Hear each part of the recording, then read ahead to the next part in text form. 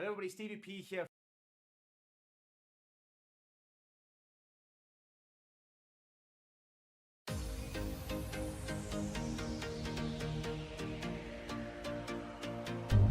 Welcome to a diary today. It's at 6:15 on Thursday the 14th. We are in number 462. About 4,000 to be here. What, 3 years? 3 years to get you? 1,500, pretty much 2,000 videos. Over 3,000 videos. 12 million views. It used to be between the equals.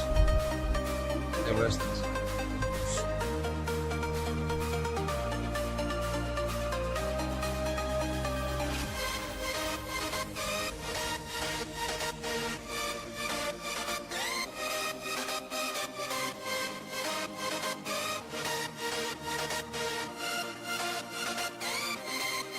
Yeah, we're good users. Go through. Now when I'm playing, make things you put through. But that's actually not that clear. I took it in like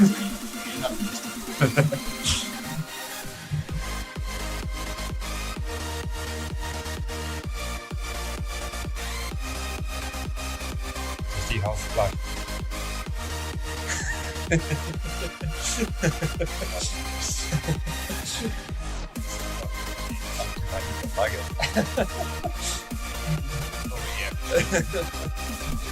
on the ground. 5:30, I think. 6, an hour and a half to get the train. Bit of a rush. One other 2-minute transport strike.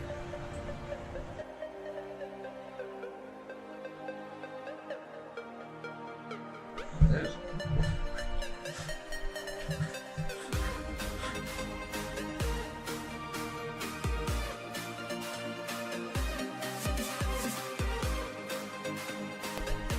and we're having a size super dry. So 10 euros. Very much, yeah.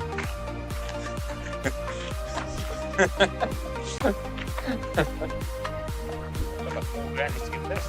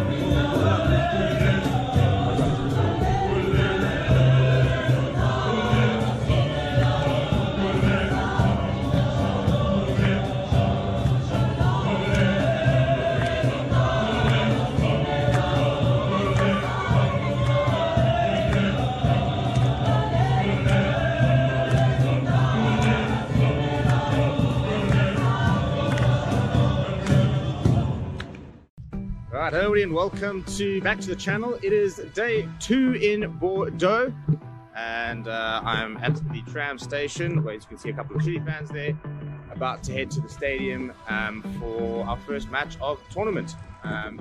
Seen a lot of South Africans here, a lot of, we're just on a tram now and there's just Afrikaans everywhere. There's English, which is the main thing, which is very cool to see.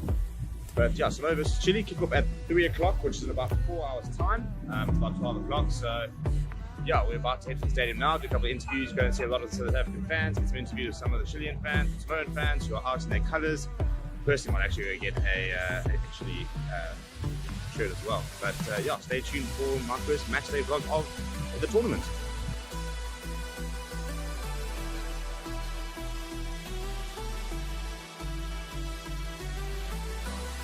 Hello and welcome to Forever Rugby on Forever Sports. This is day 2 of the Forever Sports Tour and we are here in Bordeaux. Samoa versus Chile kickoff is in about just over an hour's time. And as you can see, absolutely pumping here in Bordeaux. Chile definitely seems to have the most fans here. It's a bit of a red army over here, although the Samoan support is definitely starting to arrive. Plenty of South Africans ahead of the game tomorrow against Romania. And I've got a beer, I've got my glasses on, and let's go have a look and see what's going on here.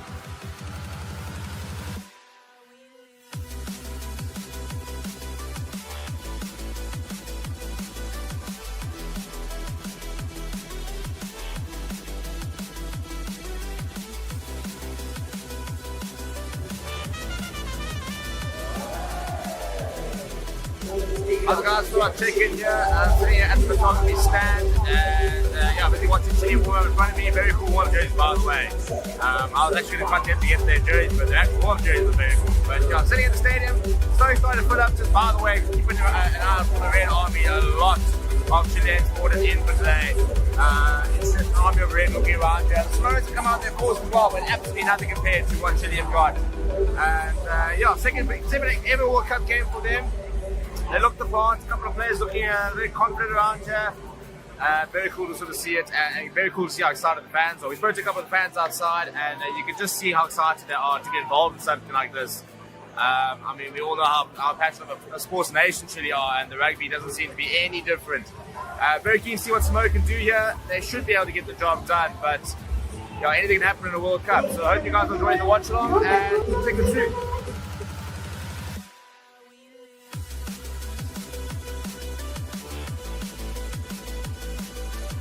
Okay, and that is game 1.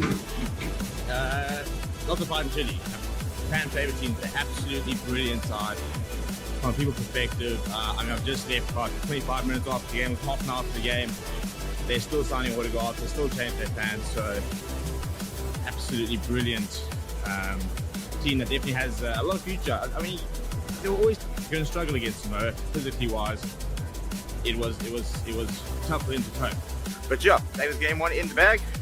Gonna go walk around the village a little bit, see if there's anything. Might get myself a shitty shirt, actually, the way things are going. And then head on home for a watch along before hopefully hitting the streets of Bordeaux later.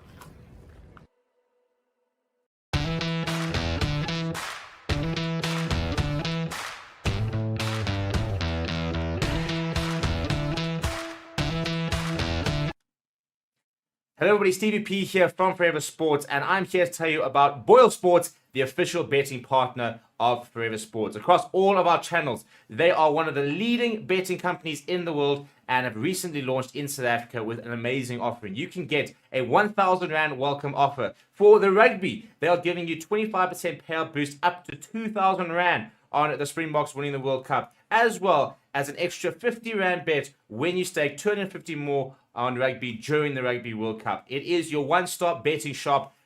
That is BOYLESPORTS. Come and join us in the community. Check the links in the description to sign up, get yourself an account, and make sure that you are winning big with BOYLESPORTS. All right, we're outside Bordeaux. There is an hour until kickoff, and as you can see, it's an absolute sea of green over here. Yeah, and the plan is we're just going to head into the depths of Springbok supporters, chat with a few people, and see what's going on. So let's go and see. Basically, this is what it looks like to be here at Bordeaux. Let's go have a look and find some people to chat to and stuff. And yeah, I mean, as you can sort of see, we're talking about a sea of green. There's Springbok fans on fans on fans on fans on fans. We're going to be asking a few people for some score predictions and just try and find out how many people are actually here from South Africa and stuff, the travelers. So we're going to walk around and we're going to have a look. Hello everybody, hello, how are you? How are you? Good. Steve. Hi, Wayne. Very nice to meet you. Hi, Steve. Gentlemen, how are you? Good. Welcome. Where are you guys from? Africa. South Africa. Johannesburg. Yeah. Hi, how are you? I'm good. Good. Please introduce yourself. Tell us where you're from. I'm Anita and I'm from Port Elizabeth in South Africa. Kom here gedaan, yeah. There we go. We've ticked off. That one. Yeah.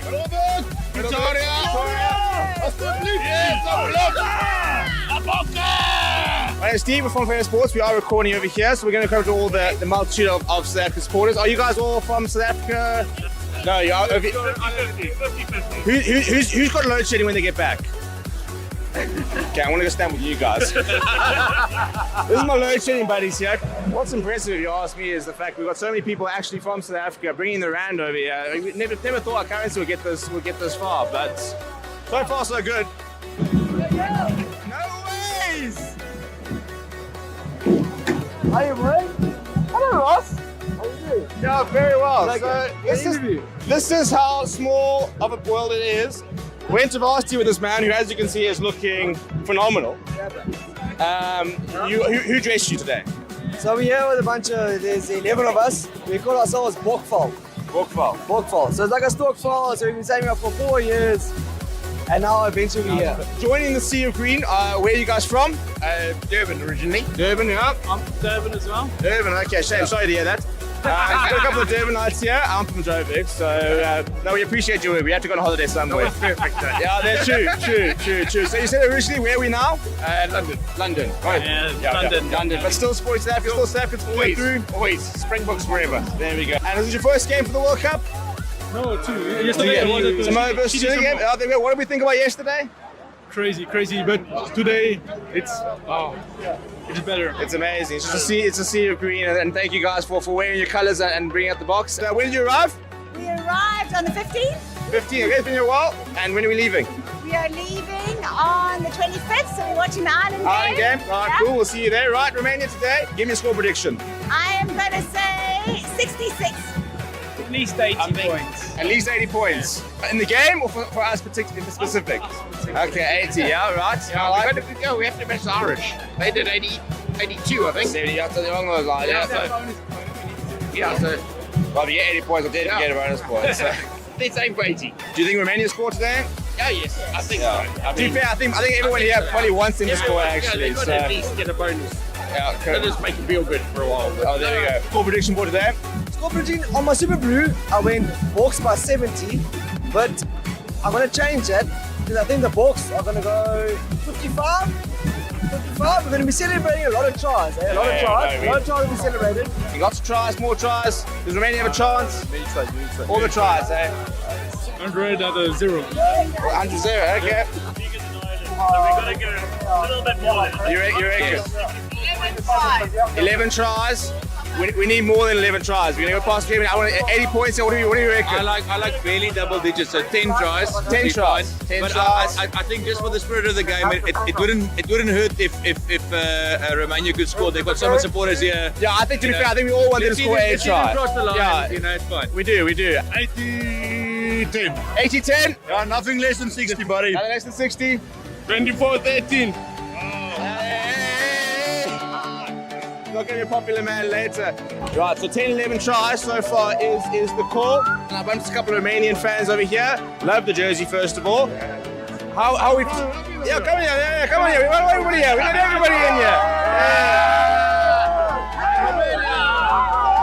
Yeah. Coming up against the current world champs. How are you guys feeling?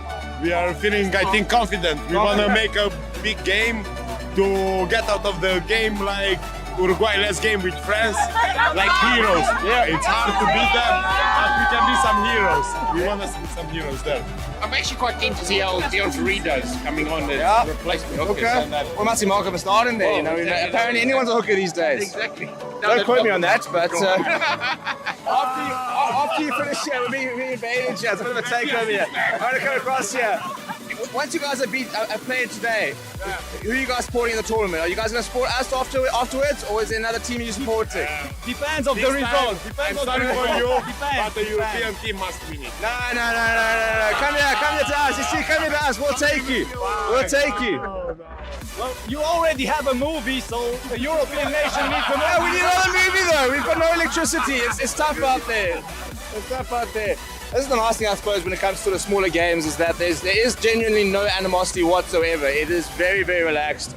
And yeah, there's a lot of camaraderie. Hopefully that won't change. And look, if the Boks lose, we might see a lot of very grumpy Springbok supporters. Are we bringing it back to Pretoria? Absolutely. You reckon? Absolutely. Bring it back. All the back. Absolutely. So you're gonna bring it home? Yeah, definitely. The World Cup came back to South Africa for another 4 years. My friend, he said yes. Okay, there you go. You asked here, Khaleesi, Ches and Colwyn. They've confirmed that the World Cup is coming back to South Coming Africa. home. So you heard it here first. There we go. Guys, thank you so much. Enjoy the game.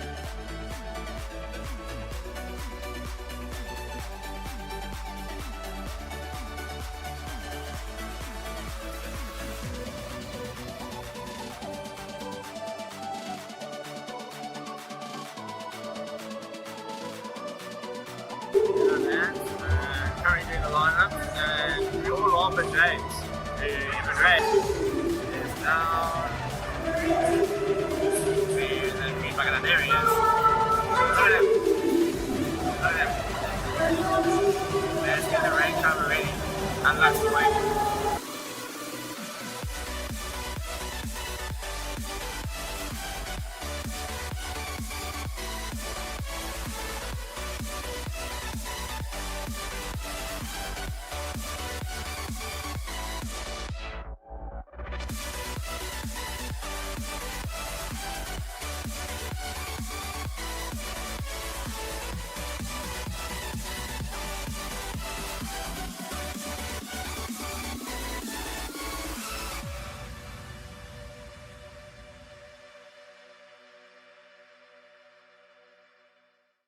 Hello everybody and welcome back to Forever Rugby on Fair Sport. And as you can see, it is Paris week. South Africa versus Ireland on Saturday.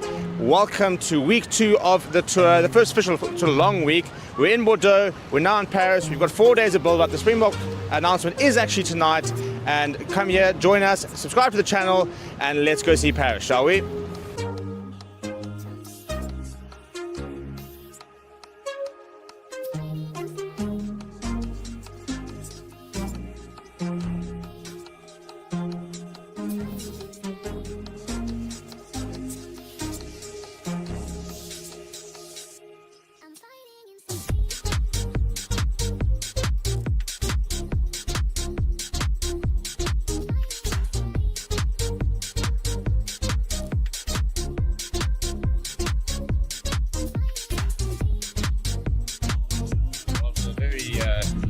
Fun morning, coming out of the police station. We are finally up Chelsea there.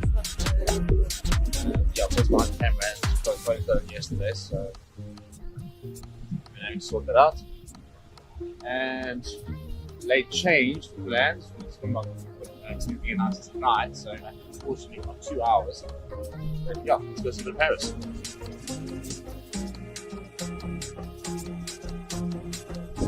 Roads across the street. Don't blow our entire holiday budget on like a quarter of a watch. I reckon if we sold all our camera equipment, we might be able to buy like a strap. This is my official audition to become a Nike athlete. But that, I think I'm just visiting the store. And this is why we are here. Get the full selection of our stuff.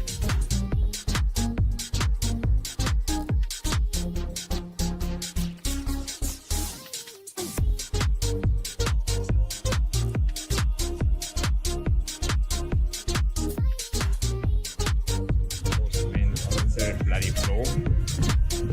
I'm walking upstairs. Pretty cool though. Come to basically 5-story Nike.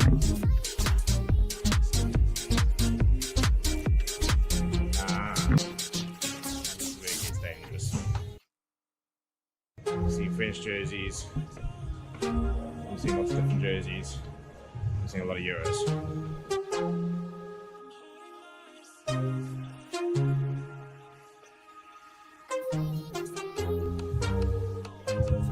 Getting sorted for my next fishing trip. Look right at home, going to Loftus in my khaki Air Jordan jacket.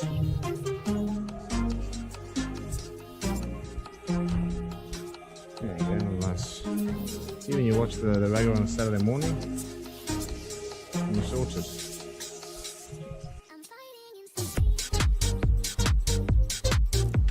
Alright, let's go see the kickoff, shall we?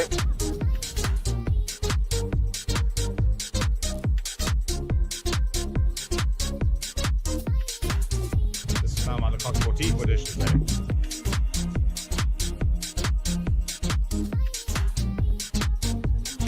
That was all the rugby stuff.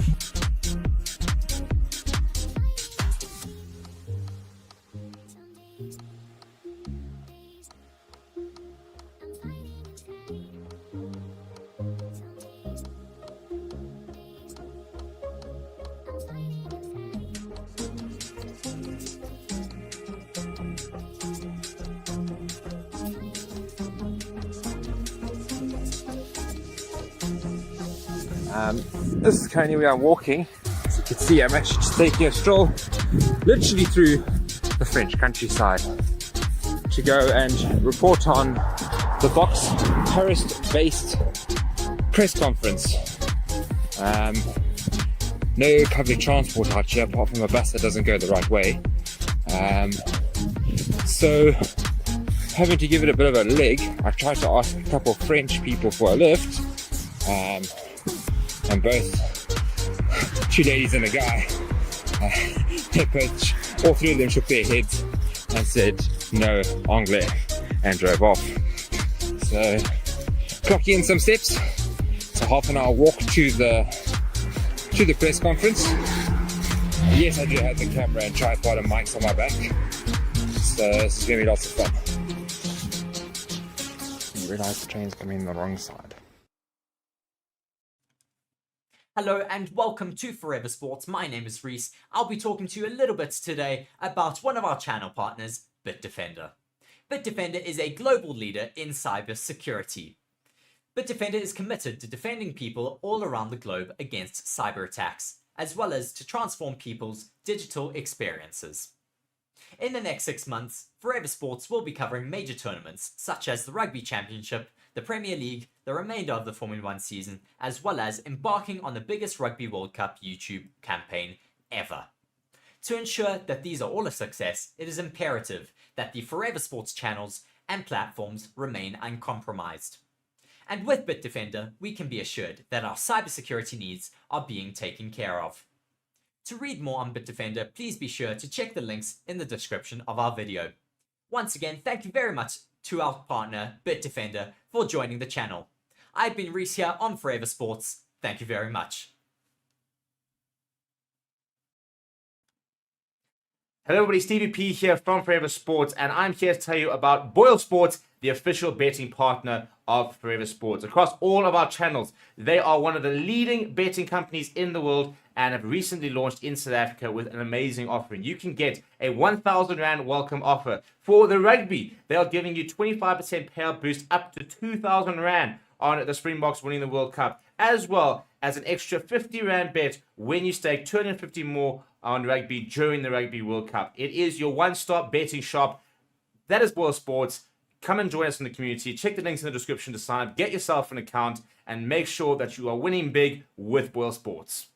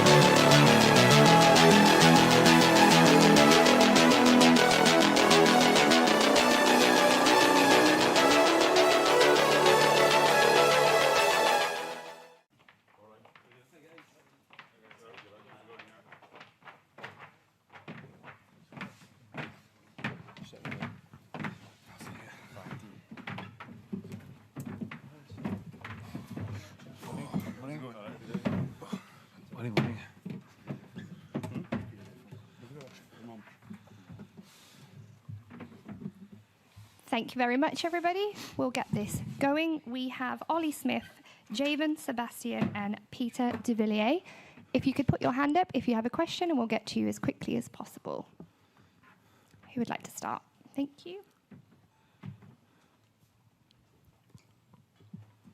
Hi, Ollie. How the guys found Lille, another new venue for you? How have you found the city since you got here? We only got here sort of yesterday afternoon, but no, it's good so far. It was quite nice to get off the plane, and it was maybe more weather like we were used to at home. When we got on the plane at Nice, it was roasting, and then got off here, and it was a bit breezy and cloudy, so it's quite nice. How has the preparation been? This is a game that Scotland are expected to win and win well. How do you stop the thoughts wandering to what's coming next week? I think most of the focus this week's been on us. Just sticking to our processes and doing the simple things well will allow us to, create opportunities and score the points that we need to score in order to beat Romania. We know it's not going to be a pushover, but what we do on and off the ball is going to give us the best opportunity to win.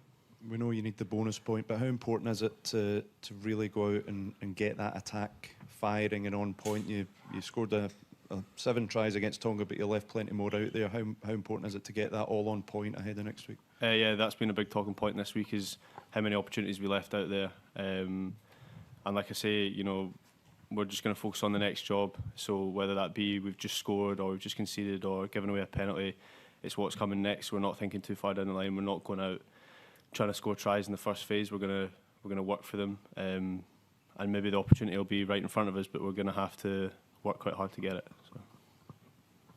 Thank you. Just at the front. Ollie, Gregor talks about the energy levels from the amount of changes, the guys who are getting their chances in this game. Can you just describe to me what the feeling's like, knowing that you're being handed the number 15 jersey and you're going to be starting a World Cup match? Yeah, no, it's pretty special. To even be involved in the World Cup, is really exciting, and to get the opportunity given to me by Gregor and the coaches to start is pretty special. One I'm really looking forward to as well. So just looking forward to the game and trying to impose myself as much as possible. Javen, I guess the same for you. What does it mean to you to be starting in the World Cup?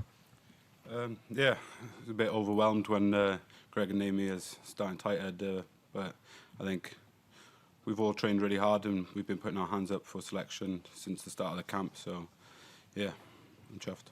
Gregor has singled you out as for the levels that you bring in training, and you're part of the Mavericks. You're someone that has to really help the guys prepare. How do you approach that? How do you approach training? How do you approach your task that's ahead of you to try and get into this team? I just think you got to take week by week and then just train as hard as you can each training session, and hopefully that's enough then by the time the weekend comes for selection. And then if not, you carry on going and try do the best you can for the team. Fantastic, thank you. Just on the left here. Hi, Javan. Congratulations on your first World Cup start. Did you ever think this moment would come for you? No, not really, no. I was quite surprised to even be selected in the World Cup. Like Ollie said, it's a massive achievement to be selected in any squad. So to get a starting place is pretty surreal. How would you reflect on the way your career's gone since you came into rugby with Scarlets? It's been a roller coaster. It's been ups and downs. I had a season out and then started every game for one season and then propelled from there. So yeah, it's been a roller coaster. Obviously, you've spoken previously about your background as a butcher. I mean, take us back. When were you a butcher? How long were you a butcher? And could you ever envisage that you'd one day be playing at a World Cup? Yeah, no, that was a dark time. So it was after I left Glasgow, when I signed for them for a year, I went back home to have my firstborn. I took a year out of rugby and then didn't really end up having a job. So I applied to be a butcher and play semi-pro. I was there for about 2 months. Couldn't hack it any longer than that. Yeah, it was dark. It's not a nice place. What year was that? I think it was 2016-17, or the end of 2016. So you thought your rugby career was, your professional rugby career was pretty much fizzling out, over, yeah. So I just took a year out to reflect, get back to normal life, and then I thought, normal life's not for me. try play rugby again. Was that a bit of a reality check then, going and getting a job like that and realising Yeah. actually this is not what I want to do? Yeah, it made me open my eyes to what I could potentially do. So, like being a butcher, being any normal job is quite tough. I'm not saying rugby player isn't tough, but yeah, the real world's scary. And what changed for you after that to make you get back to a level where you could force your way into the Scotland team? I think family, mostly, my family. I got 4 kids, so push for places just for them and my partner, just try and make them proud. Thank you. On the right. Just a question for Peter. Peter, from what we've seen from Romania so far, they've had 2 tough games against Ireland and South Africa, 2 heavy defeats. From a coaching point of view, what do we expect from them? I think, as Ollie mentioned, it's important for us to do the things we want to do well to be good on them for 80 minutes. Romania's always been a team that's tough up front. They're physical. They like the wrestling part of the game, and that's where things starts for us in the pack. So we need to be strong on those points and then continue to do them well. Not have any softer moments, and make sure that we stay on top of our process throughout the game. Given that it's a game that Scotland will be expected to win and win well, is complacency the biggest danger here for Scotland? Yeah, we've not thought of that. We'd like to do the things that we concentrate on 100% for 80 minutes. And a lot of the boys starting this weekend have not had starts yet, and they're all very excited to get going. And I think starting in a World Cup is such a special moment. We've been training for months and months on end. Now guys like Javen is really chomping at the bit to go and show and get tries going. With all respect for the Romanian team as well, as I said, we'll be strong and tough up front, but we want to have that pleasure of scoring tries whilst respecting the opposition. Thank you. Yep, just at the front here. And the second mic can just go behind. Thanks. Ollie, your dad and the big group of the fans are going up to the First World War graves on Sunday, I think. The Eurolink with Eric Milroy, is that something that you and the family have looked into, and does it add anything to the sort of specialness of this weekend? It's, if I'm honest, it's more something that Dad's probably looked into. He spends the time doing the family tree. But, it is really cool. It's something that I wasn't aware of until only recently. And to have those kind of connections, to such an important person like Eric Milroy is pretty special. Unfortunately, I won't get the chance to go up and see the memorial, but I'm sure Dad will send me photos and stuff, so it's pretty cool. And one for Javan, just following on about the question about the Romanian scrum, that's always been a kind of big focal point from them. What have you seen looking at that set piece in preparation that you're going to have to counter tomorrow? I think, like any scrum in the World Cup, they're going to be quite heavy, quite aggressive. So I think, like the boys have said, we're going to focus more on ourselves and try and pose our game on them. Try not to get into a dogfight with them. So I think we'll go. Yeah. Perfect. Thank you. Hi, Javen. Just to go back, when you were playing part-time, was that Carmarthen Quins? Yeah, that's Could you right, yeah. give us an idea of the sort of places you were playing at during that time? And also, was there an outside influence, someone else who said to you, come on, you've got to get back into, you can do this in pro rugby? Semi-pro down in Wales is pretty dark. You go to places like Neath, Cross Keys away when it's raining, 7 o'clock at night, and pitches are like that deep in mud. It's not a nice place to play. And then, the coach at the time was, I think, Craig Evans and Richard Kelly. They really pushed me on to try go for more than what I was doing at the moment. So I think Rich Kelly was part of the Scouts at the time as like, I think he was like a line-out coach or something. So he really tried pushing me to go for it. And with you moving to Edinburgh for the forthcoming season, how much do you see this as your big chance to have a big finish to your pro career? Yeah, it's just another stepping stone where I wanted to project to the next level. So when joining up with Edinburgh, I think they've got a pretty strong pack. So trying to play some expansive rugby within that pack will benefit me. Thank you. At the front. Hi, yeah, sorry, it's all you at the moment. When you came up to Edinburgh, you wouldn't have played against these guys at age grade and coming through like Cam Redpath. Scotland. How tough was it coming into that environment as a guy that probably had was coming to completely cold? Yeah, it wasn't. I wasn't scared. I was more excited than anything. It's like new challenge, facing people you've never played against. you don't know what they're going to do, so you've always got to be on your toes. Yeah, it was exciting. And Peter, he's sitting right next to you, so it's yours maybe. But what can you say about Javan? Man after your own heart. Yeah, no, we're very what he's brought to this since he's come in particular this summer. Yeah, no. Firstly, well-deserved start. He's had a great preparation period, whether it be off-field, very well respected within the group, and have got good connections with all the players. And then on-field, set-piece-wise, scrum-wise, I think he's one of the best scrummaging tight heads out there. And you can ask any front row player; they'll always back Javan to pack down in the scrum. And then looking ahead to the rest of the season, playing at Edinburgh, I think it'll be good for him to evolve with some of these fellow national teammates. And we're very happy to have him closer to home. Looking forward to seeing him grow this season. Fantastic. Any more questions from the floor before we wrap? No, we'll end it there. Thank you very much for your time. Thank you. Cheers, guys. Thanks very much. Cheers.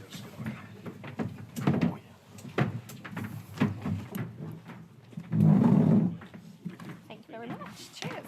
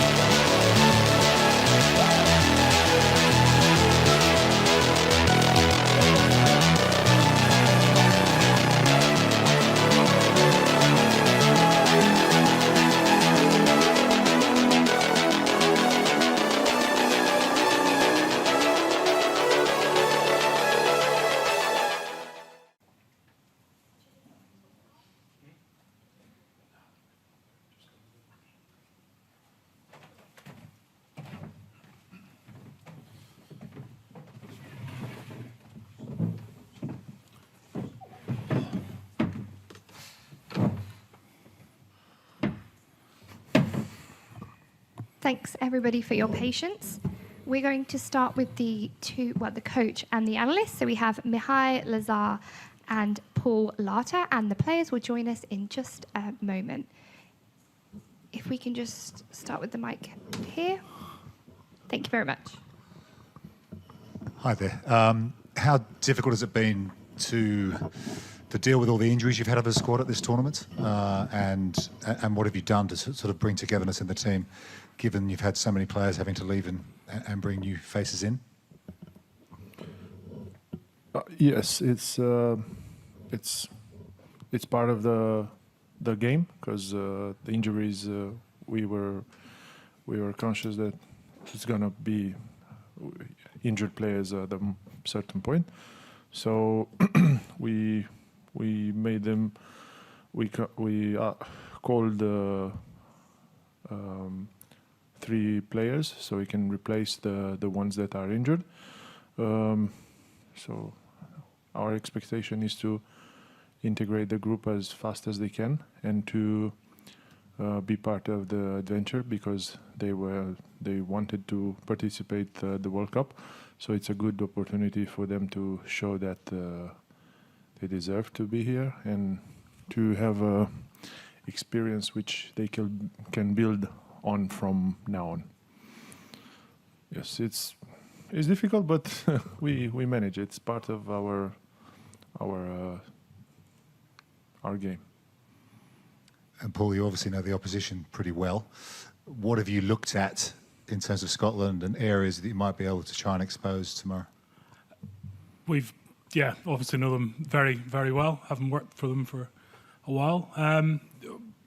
They're not going to change the way they play.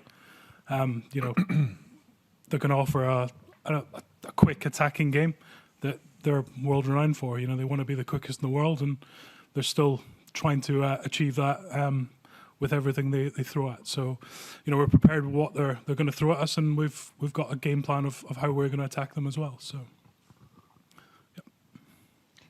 Any more questions for the coaches? Thank you. Guys, questions to both of you. Just Paul, following up on that last answer, with Vern being very much part of the team, I mean, how invaluable is it having him with all his insight and guidance to the team for this match in particular? Yeah, we've been talking about it since he came in March and been involved. So, this the game for me and the game for him probably was one we were looking forward to the most, to see some old friends and some friendly faces. So, we know what they're gonna bring, and we're looking forward to it. And in terms of the future, a lot of developing teams are being asked what they would like to happen in the next 4 years in terms of opportunities and exposure.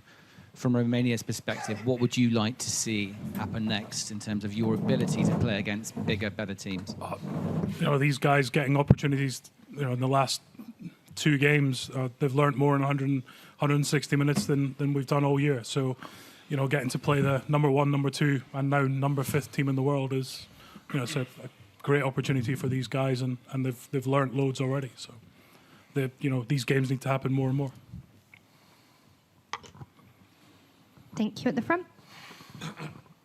Paul just mentioned there that the experience of learning against these 2 top teams. Does that make you more dangerous against Scotland this week, or does it mean you're knackered after 2 really tough games?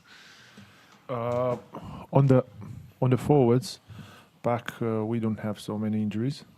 Not for long, at least that I know, that we don't have long-term injuries. So we train almost in full formula.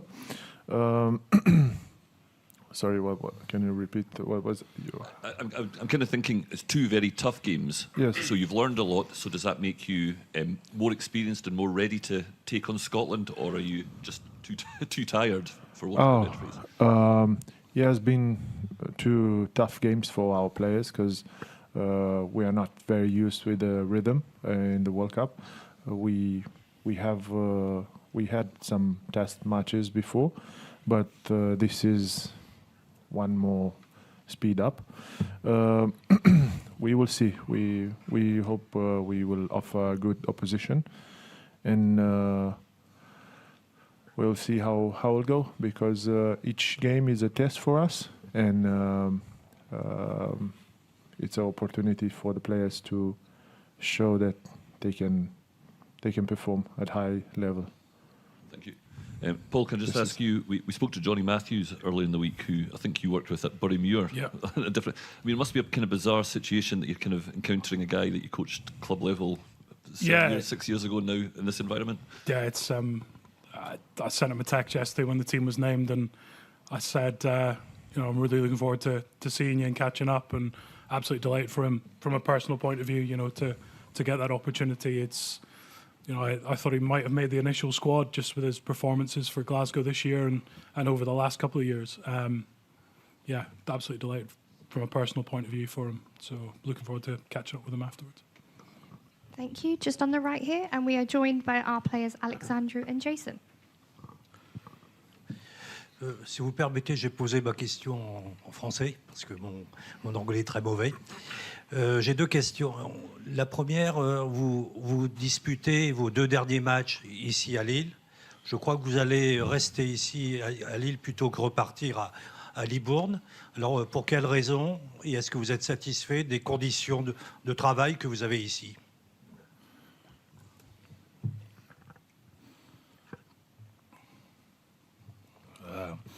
Yes, I have good condition here, and Lille is a nice city. The team is good. You want to play this game very good, and you want to don't play individual players. You want to play at team. Yes, here is good. Everything is good here. Thank you.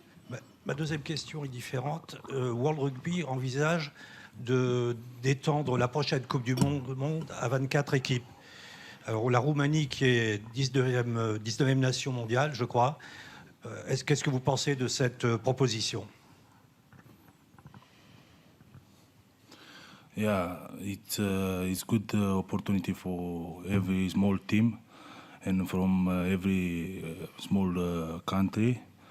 But for us, it's good to demonstrate now what to do this game from the next World Cup.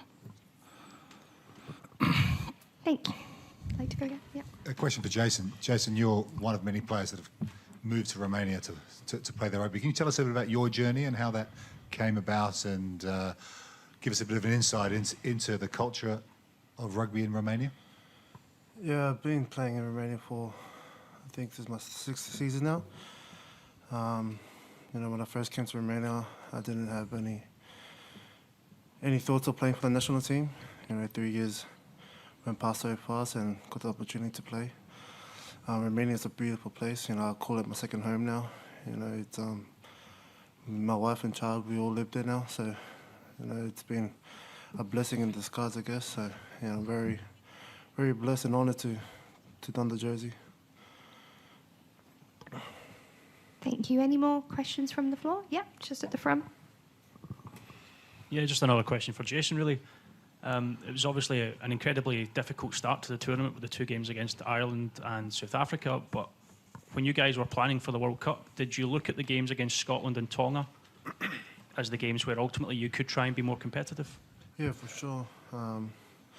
First 2 games, we knew it's going to be really physical. A good test for us, good challenge for us boys, A lot of our boys, this is our first World Cup here. We have a young team.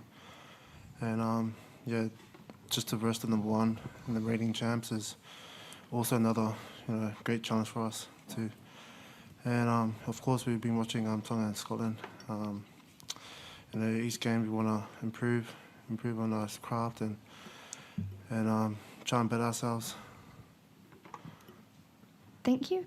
Over to the left. Yeah, and Mikhail, I've just been reminded by your media manager that you scored a try against Scotland in 2011 at the Rugby World Cup. Are you able to impart any of those memories to motivate the team for tomorrow?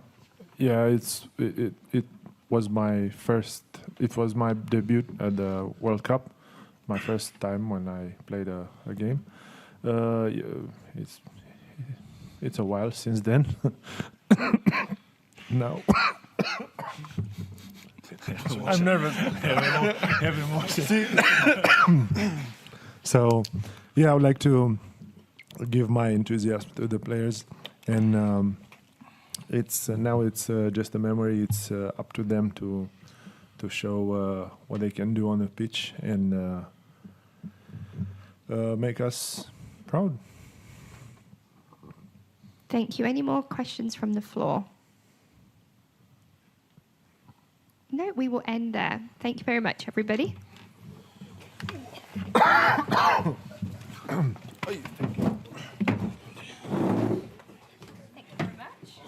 you.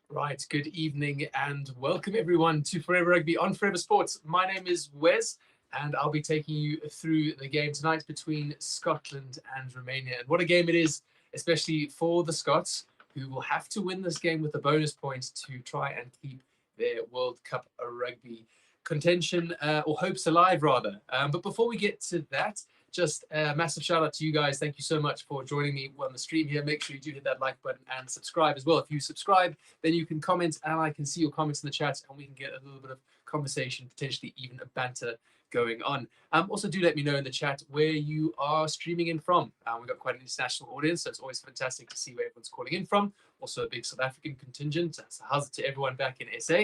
If you haven't been with me before, as I said, my name is Wes, and I'm coming to you from the Okavango Delta in Botswana.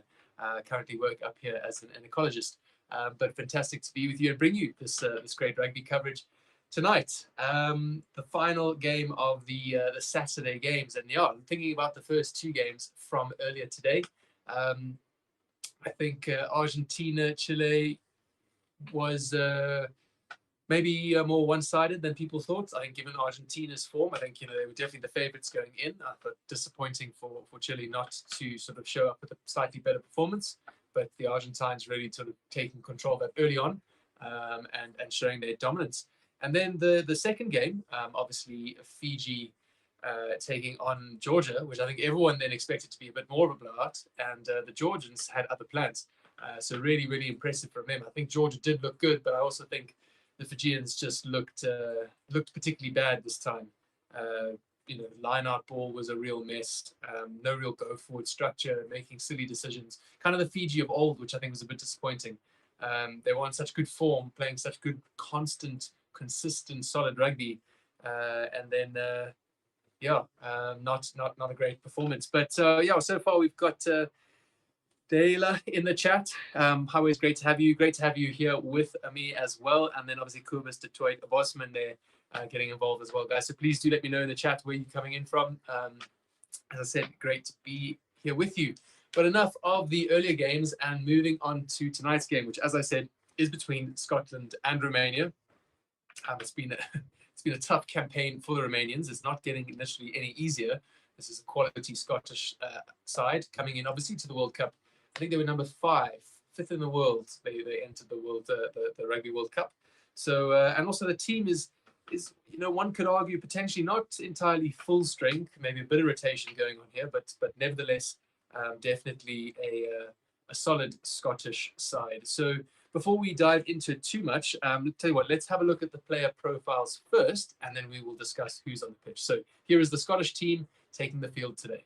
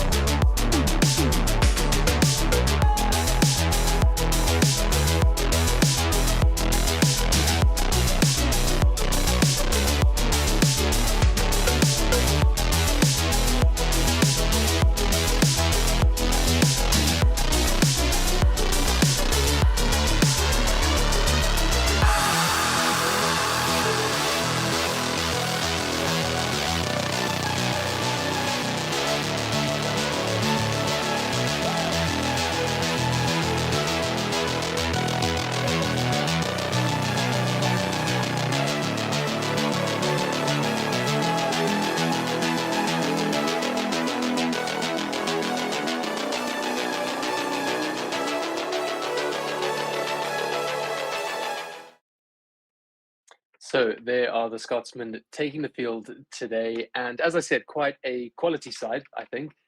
Some mix of experience and inexperience, and they're great to see Hamish Watson back in the number 7 jersey. We haven't seen him for a while, and it will be Grant Gilchrist leading the side. Obviously, Jamie Ritchie was out of last week's match with that head injury, which is really unfortunate. But Grant has led the side, I believe it's 5 times before, so it's no stranger to him, the captaincy role.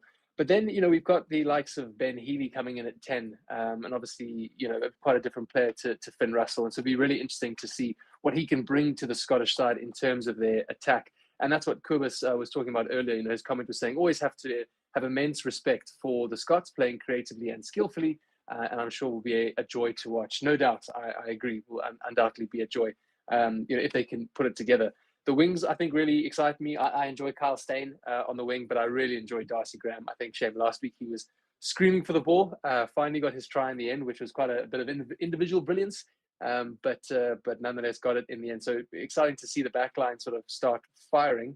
And then we're looking to the bench. You've got the experience of Via Pianel, I think, who will earn his 60th cap if he comes onto the field. George Horn as well as Blair Kinghorn. And we know Blair can play both at 15 and 10. Definitely looks more comfortable at the 15 role, I think, but great to have him there as that utility back. Looking at the side in general, then over their last 5 games, so they've won the last 3 of the 5 games. Obviously, losing to the Springboks, and then before that, losing to the France side, who they beat the week before, or the French side rather. But really interesting is they've scored 19 tries, so they know their way to the try line. And they've got a positive points differential of 41 points. And both in the first try and first points, that was 3 out of 5 games. So they are quick to start, Scotland. They're not a slow-burning team. And that's what I think was quite impressive about the Springbok performance, is that they were able to suppress Scotland and really keep them out the game, not just in the beginning, but the entire game, and actually not even let them get a try. But obviously then that was very different in last week's performance, where Scotland scored 45 points to Tonga's 17. So they were at one point really just scoring at will, which was impressive to see. So yeah, I think, the Romanians are in for a long day. The Scottish side, I think, will be looking to iron out any kinks in the chain. And obviously they've got their massive game then coming up next weekend in that against Ireland. But I don't think they'll be thinking about that game too much. I think it'll definitely be the focus this week. The job is to get this game done, and to get this game done well. So to get the win, to get the bonus point win ideally, and then look and then take on the Irish next week. But that's getting ahead of ourselves. But it's difficult. You can't, help yourself but to think about what comes later down the road. Before we then move over to the Romanian side and have a look at the squad, just a massive shout out and a thank you to our sponsors, guys. As you know, as well, I'm sure you know. If you don't know, you will know now. We're brought to you by both BOYLESPORTS and BITDEFENDER.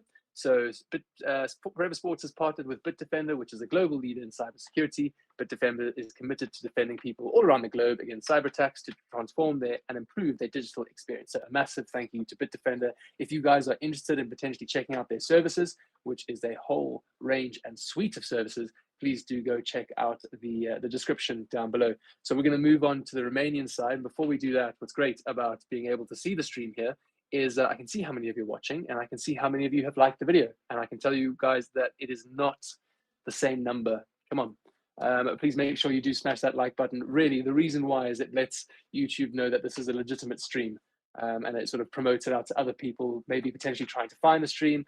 It also promotes it out to people who might be interested. So guys, really, please can you just hit that like button and look at becoming a subscriber as well. As I said, you get to interact with me in the chat. And then really, if you are able to look at becoming a Forever Sports member, £19.99 a month, it allows us to bring you all this coverage and expand our coverage. And it's what allows us to send good old Stevie P over to France. And maybe next World Cup, there'll be a couple more of us going across with him to wherever that World Cup might be.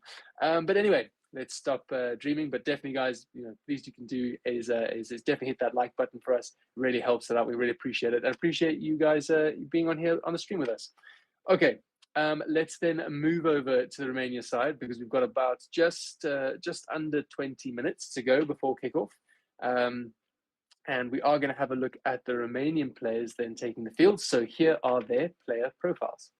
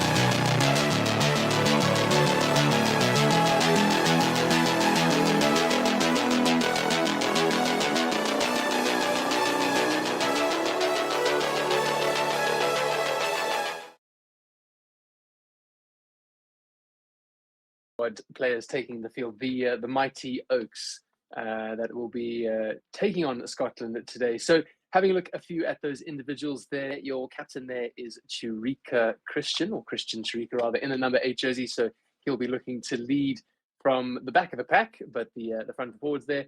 I think, another one to watch out is definitely the pairing between 9 and 10. So Rapanu and Konache, they can be quite troublesome.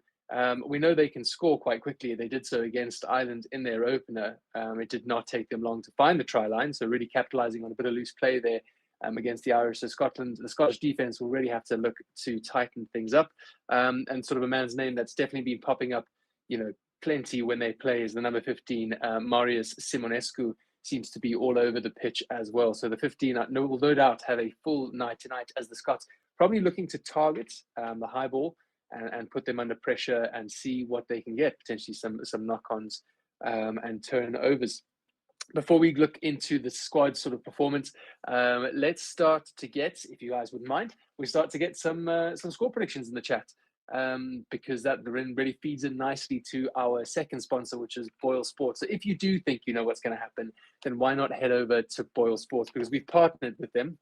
They are the official betting partner of the channel. BOYLESPORTS has recently launched in South Africa, and there's never been a better time to join. So make sure you go check them out and place your bet. The link is down in the description below. Now, if you're not sure about what to do, definitely check out Chris Rowe's Pro Tips.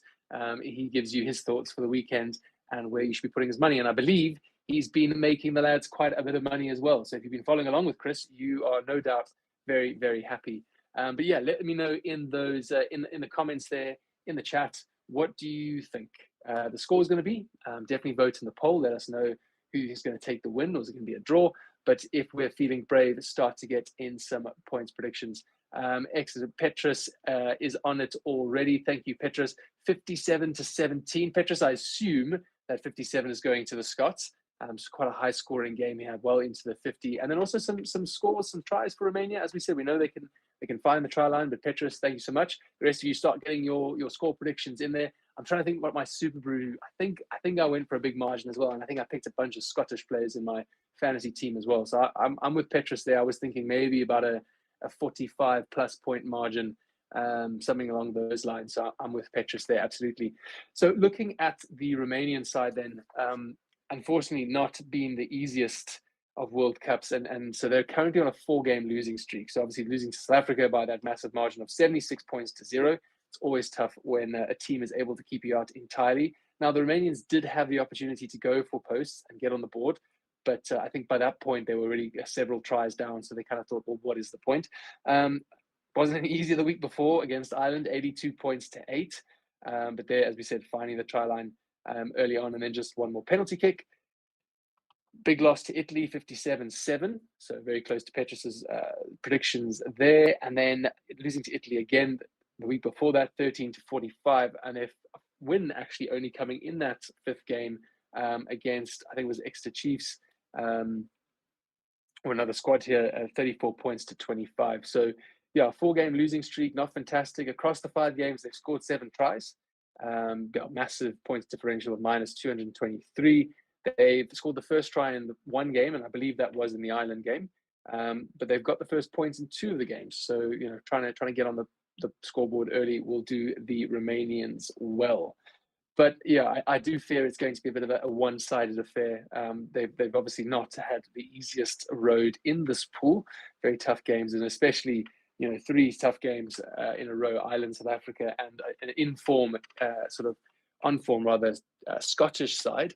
Yeah, so I think there was some conversation with people in the chat over the previous games about what do wins look like for different teams, and Stevie was asking some of the fans. Like the New Zealand Italy game, that's what it was last night, and he was saying, okay, so you are expected to win, but what does a good win look like, and what does a bad win look like? How many tries do you need to score? And so I think the Romanian side will have small goals. They'll say, okay, we want to win all our set pieces. We want to make sure, there are these small targets that you should be targeting. Obviously you want to win, you want to target that, but realistically, I think you have to make these small adjustments. And again, that's what I've been so impressed with Fiji about, is because it seems like that's what they've honed in on. They've going, okay, what are the things, the non-negotiables that we should be winning, and we, have to win. And those are the parts that they've been winning. Now, earlier's game was definitely not the case. Chat Sports, great to have you back in the chat. How's it going? Chat Sports says, I'd just like to see Scotland cut out the errors. Yep, absolutely. I think definitely as teams sort of start to build in the World Cup now, I think everyone can excuse potentially first, second game jitters, and squad combinations and entering the World Cup, BMT sort of stuff, big match temperament. It would be good to start seeing teams now putting in their play, their attacking style, as well as tightening things up. And it did get really messy earlier with Fiji and Romania, and that I think just allowed Romania to stay in the game really longer than they should have. So Chat Sport, I'm with you as well. I think Scotland can be a really quality outfit. They are a really quality outfit, but it's about that execution. It's about that clinical nature, and can they bring that in today's game? They've got the players to do it. So yeah, it would be fantastic to see a Chat Sport. Let me know, what do you think the score is going to be in there? Your score prediction. So yeah, it'd be really interesting. We start to see the stadium. We get the teams in the change rooms. We see the Romanian dressing room now. Romania playing in their classic, very bright yellow jerseys with their one sleeve red, one sleeve black. And crossing over then to the Scottish change room, and the Scots in their traditional dark navy or dark blue shirts. I think it's with the tartan down the side. Interesting, I was reading the article about, sort of why South Africa had to go to their second alternative kit.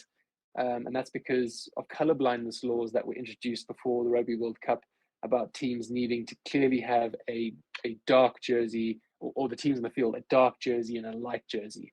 And so that's why most teams you will see will have a dark iteration, a light iteration. And it was deemed that South Africa's light iteration was still too close to the Ireland or Irish's dark iteration. That's why then they went to just the plain white shirt, which really did just look like white t-shirts, really. Like, they didn't look form-fitted at all. Yeah, I think still, it's the weekend after, right? It was 1 week today, isn't it? It happened on Saturday, the Ireland-South Africa game, and I think still lots of chat going around the world about that. People sort of seeming to think that's it, Ireland are through. I think, then there's lots of conspiracy theories about the Springboks potentially throwing that game or not throwing it, but not wanting to win it as much.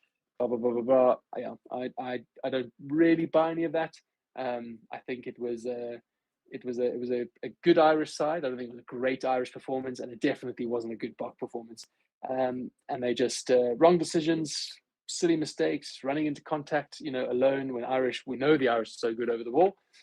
Really doesn't make any sense. But that is last week, and there's nothing we can do about it now, except they can put out a stellar performance tomorrow against Tonga, which again will be a no easy opposition, although Tonga not in greatest form. But we know that they love to fight with their backs against the wall. So yeah, a wounded Tonga side is someone I would not be wanting to face. But the Boks will put in a big performance. It's quite an exciting, different side. And obviously the talk of the town is going to be Andre Pollard is back in the side, and not just back in the side, but starting. And we'll have to see what he brings. I mean, we know what he brings, but how does he gel with the squad, right? He's not played with the Boks in months. And that's a big thing, and how does he activate the back line? So used to playing with Marnie. Petrus, thanks, mate. Yeah, I appreciate that on the summary of the Boks there. I think, for me, I think if we had played really good rugby, right, like stellar Bok rugby, and we still lost, then I'd be a bit nervous. But we're the South African fans, we know that the Springboks have so much more to offer, and that they didn't put out their best performance, and that they're trying to build nicely. So they'll look to tidy things up. We'll have to see how they do. Chat Sports, excellent. Thank you for your prediction there. 45 points to 10 in Scotland's favour. So good. Another nice big margin there. I think, as I said, I'm around that sort of scoreboard there. I think I said about by 45 points on the Super Brew. Super Brew is such a love-hate relationship for me. If you guys haven't already, definitely check out our Forever Sports Super Brew group, as well as our fantasy teams and whatnot. But it's a love-hate for me because you always, you pick the smart decision. So earlier I picked Fiji over Romania. But then when you're watching the game, you want the underdog to win. I wanted Romania to do the upset, but then I didn't because my Super Brew would be stuffed. So yeah, it's a bit of a love-hate there on that one. And the fantasy, God, I've not been able to get fantasy right this year. I don't know about you guys, but I've just, if I've got choice between two wingers, I pick the wrong winger. If I've, got the choice between two props, I pick the wrong prop. So that's causing me grief. but I will stop complaining because that's not why you guys have tuned in. As I said, please guys, make sure you hit the like button. At the moment, got a couple of us here watching. Fantastic. Awesome to have you here with us, guys. Please do make sure you hit the like button. So we've just got through the Romanian anthem, and we get into the Scottish national anthem now, and then just 3 minutes to kick off. So Scotland will be pumped up. They'll be looking for a good, solid performance. Chat Sport, they're saying, you know, about cutting out the errors. I think they'll be looking for that as well. Clinical stuff. And you know, taking in a good, positive momentum role into the Ireland game. Now, you know, arguably, yeah, you know, a lot of these players won't play in the Ireland game, or at least they won't be starting in the Ireland game. And there's a lot of guys who will. But I think as a squad, you can sort of feed off all of that and carry it through. So they'll be looking for a solid performance tonight. I think more so than a big blowout. I think they'll be wanting a nice clean performance. Fusion Bros, excellent to have you here. What are you saying in the chat? Let's see. We know what Pollard can bring, but will he be able to? He has not played for a long time. Unlucky for him, there's no time for him to ease back in. Absolutely, right? Everyone is screaming for Pollard to come back in, expecting him to be 2019 Pollard, where he'd been playing with the box for weeks. In the side, gelled, you know, activating the back line. Everyone knew what to do. But now, yeah, it's not going to be the same Pollard as that. It's not 2019 Pollard. Still a quality rugby player, don't get me wrong. You know, but still a good kicker. He also misses kicks, but still a good kicker. But it's more a question of, as you say, Fusion Bros, like, can he get back up to speed? Because he's not played that much rugby. I mean, he played, was it at a half or whatever, or was it a full game for Leicester? And that was it. And that's not even international rugby. You know, it's a different speed up here. So yeah, very, very good point. Can he bring that level of intensity and performance? Some would say, okay, well, Tonga's, you know, second tier nation side, this, that, the next.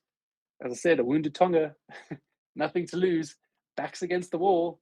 Not one I'd be wanting to take on at all. Yeah, no, I agree with you, Petrus. What people are expecting of Pollard is not reasonable. Yeah, you know, and even let me say this: even if he comes on and has an absolute blinder, right? Like, just doesn't miss a kick and he kicks 12 of them and he's just, you know, phenomenal. I still would be hesitant. I'd feel better, you know, because I'd be like, okay, so he's clearly, you know, in some kind of form, but it's that prolonged form, it's that continuity, it's that consistency. Can he continue to do that? But anyway, we could chat about this all night long, and I know the guys have on the fan forum as well. Some people catching a lot of heat from the crowd and the fans in the comments about their thoughts. But that's what we're here for. It's all discussion, and no one really knows. I don't know. You guys don't know. It's our opinions, and that's what makes it so exciting. Is we can hope and we can feel and we can think, and then we'll have to see. Right, we are back to the game though, and we do see Wayne Barnes, the Englishman, getting ready to get things underway. This will probably be his last World Cup potentially. So I think he'll be hoping to try and see if he can get to the quarterfinals himself, potentially even the final. But we are underway, and Romania have kicked, playing from left to right, just outside the Scottish 22. But it is nicely collected by big Captain Grant Gilchrist. Ali Price then out to Ben Healy. Now the Scots looking to run it from their 22, getting caught though by the Romanian defense. So solid start from the Romanians, but Scotland testing the Romanian defense here early on. Just taking it now outside their 22. So it was taken back in, so definitely not available for Ali Price to kick it out on the full. He's going to have to look to box, which he does. And it falls nicely for, I think, the Romanian number 8. Indeed. Christian Chirika, solid run from the captain up the field, but then unfortunately spilling the ball, I think ultimately going out into touch. So we'll have a Scottish line out early on.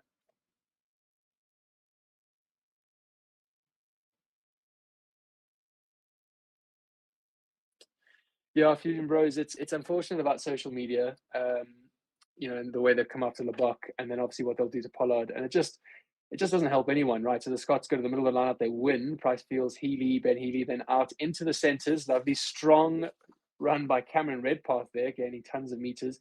Back to Healy on the right-hand side, inside there to Hamish Watson, getting stuck into things. Good for a strong carry by him. I'm sure he'll be glad to be back in a Scottish jersey. Price comes to the left then to Ashman. Ashman out the back now to Healy, to Chris Harris then, ultimately taking it into contact. Ali Price now to the right. The Scots do have a penalty advantage. A little delayed ball there from Ewan Ashman. Ali Price spotting a half gap, feeding it to Carl Steyn, who tried to go through the same gap. Sam Skinner in an unusual position at scrum half. Hamish Watson again, ball and had strong run from Hamish Watson. He is absolutely relishing being in this position. So in the Romanian half, just outside their 22, about 3 meters to the right-hand side of the field. Ali Price comes back to the left. Finds Skinner. Sam Skinner, number 4, takes it into contact. Price to Healy, comes left. Healy out the back to the centres. Now to Steyn on the left-hand side here. So it's good by Scotland, looking clinical. The defence is good. The Romanian defence, though, handling it well so far. But do the Scots have the discipline? Do the Romanians have the discipline? Not give away a penalty, and do the Scots have the ball discipline to not knock it on? Nice skip pass there into the hands of Darcy Graham on the right-hand side. So strong and fast is Darcy Graham, but wrestled to the ground by the Romanian 10, Alin Konac. Price then comes back to the left, and there it is, a little bit of a knock-on, and it is a turnover, but we will come back for the Scottish penalty, which I think was just going off their feet at the breakdown. Wayne Barnes staying there, stay on your feet. I think we were saying before that action, that was good, I thought, by Scotland there. They are going to go for the corner. So Ben Healy will look to kick this down for the corner. So Scotland turning down a relatively easy 3 points. But Fusion Bros, yeah, absolutely. I think, it baffles my mind about social media and I don't know, media organizations and sports news and stuff when they just pile on to players. If you're not informed, if you're making mistakes, trust me, the first person to know that is the player. So reading all the articles and the hatred in social media is not going to do you any favors. Right, bit of a messy line out there. It was won by Scotland, but then hacked through down by Romania. Darcy Graham has to recover, and he does well. Darcy Graham does excellently, but then unfortunately gets the pass off to Sam Skinner, who knocks it on. So Darcy Graham, all his hard work is undone. Ultimately knocks on, but a little bit of a sorry mate there from Sam Skinner to Darcy Graham. Excellent work. I did think that pass was forward anyway, so maybe the work wasn't done so well. But Darcy Graham finding the holes in the Romanian defence. Matthew Dixon in the chat there, how's Romania saying Romania to take this tough battle score? Romania 49, Scots 21. So Matthew Dixon coming in with a wild prediction there that Romania is going to upset the Scots here, and not just upset them, but score almost 50 points. So we'll have to see, Matty, if you are right on that one. It would be very, very interesting. Okay, first scrum of the game, 4.5 minutes in. We are still in Romanian territory on the right-hand side. So not really much of a blind side to work with. It's a solid shove, but the ball comes out quickly then. Rapanu finds Konac out into the back line. Lovely wing there. A run, by the winger. I think it was Sikue. Then out to the other wing, number 14, Lama, on the right-hand side here. Scott's doing well to hold it up. Don't know if Wayne Barnes has called them all. He has indeed. It goes down. Ball's not available. And it's a solid turnover there from the Scottish side. So Lama there, the 14, raises his hand in apologies, not being able to get down to the ground. So again, teams really identifying being able to hold up players there in the tackle. Good solid step, but Carl Steyn had him all day, really preventing him going down. And nice to see good old Ben Healy then getting stuck in a 10. He's not afraid of a bit of contact.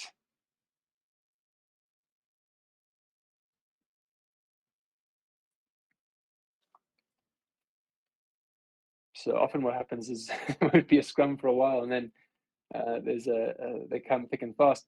So we're on the left-hand side now of the field. Again, no real blind side, so all the Scottish backline lined up to the right. Plenty of room to run. Just inside the Scottish half, though.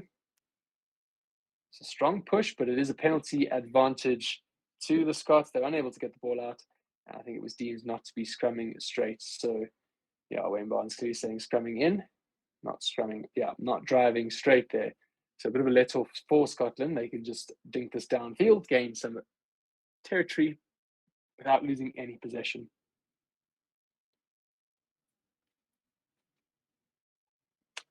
So Ben Healy looks to do just that.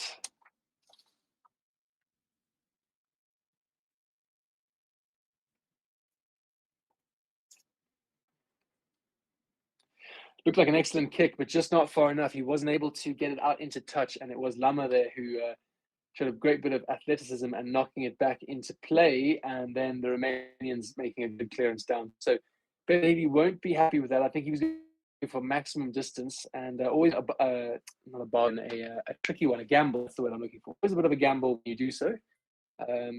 Allows the opposition team to try and keep it in, which the Romanians did really well. So line out time here, Ewan Ashman, shorter line out, but finds Gilchrist and Ben Healy out into the centre field. Hamish Watson, an absolute wrecking ball of a human being though, beating one or two defenders. Nice little play there, but well read by the Romanian defence. Weren't falling for that, so wrapped up at the back behind the advantage line. For me at this stage, my strategy would just get it to Hamish Watson, get him coming onto at pace, because he's made meters every time he's touched the ball. It is slow at the breakdown. We are in the centre field out to the right now. Little ball from Jamie Butty there to, I believe, Ewan Ashman. And we've got Matt Ferguson playing scrum half at a couple of rucks. Not really sure. There is Ali Price back in the picture. Right, we come back to the left-hand side, pop out the back there from Butty. Strong run now from Ollie Smith up the field in tons of space, but eventually brought down by the Romanian Ali Smith. Nice little pop around the corner there for Sam Skinner. So all the way to the left-hand side now, just outside the 22. Solid run from Butty. He's getting involved early on. Ali Price then to the right. Ben Healy out into the centres, but solid tackle, manages to stay on his feet. Does Cameron Redpath. Cameron Redpath in tons of space, eventually brought down nice off the deck. And Hamish Watson, what did I say? Strategy is get the ball to Hamish Watson, and he scores a try. And there we go. So good work from the Scottish players. Excellent work from all of them, actually, offloading the ball. But Hamish Watson, to me, looks like a man reborn. I think he is here to prove a point on why he should be in the Scottish side. So here we see the replay. Really nice little interplay there from Chris Harris out to Cameron Redpath. Redpath struggling off one, getting around two, eventually down, popping off the deck. Nice out the back door pass there. And then Hamish Watson really doing well to finish that try off. But yeah, nice breakaway from Cameron Redpath there. What are you guys saying in the chat there? Key areas I'm talking about from Scotland. Okay, chat sport, yeah, that's not great, but I think they're looking better there. I think they've looked pretty good. There's a few mistakes, but hopefully that try has made you a little bit happy. It's looking pretty good. Troy Wooden, I think Pollard will still shine, like how any athlete maintains muscle memory long after they take a break from the game. Troy, as a South African fan and supporter, I hope you're right.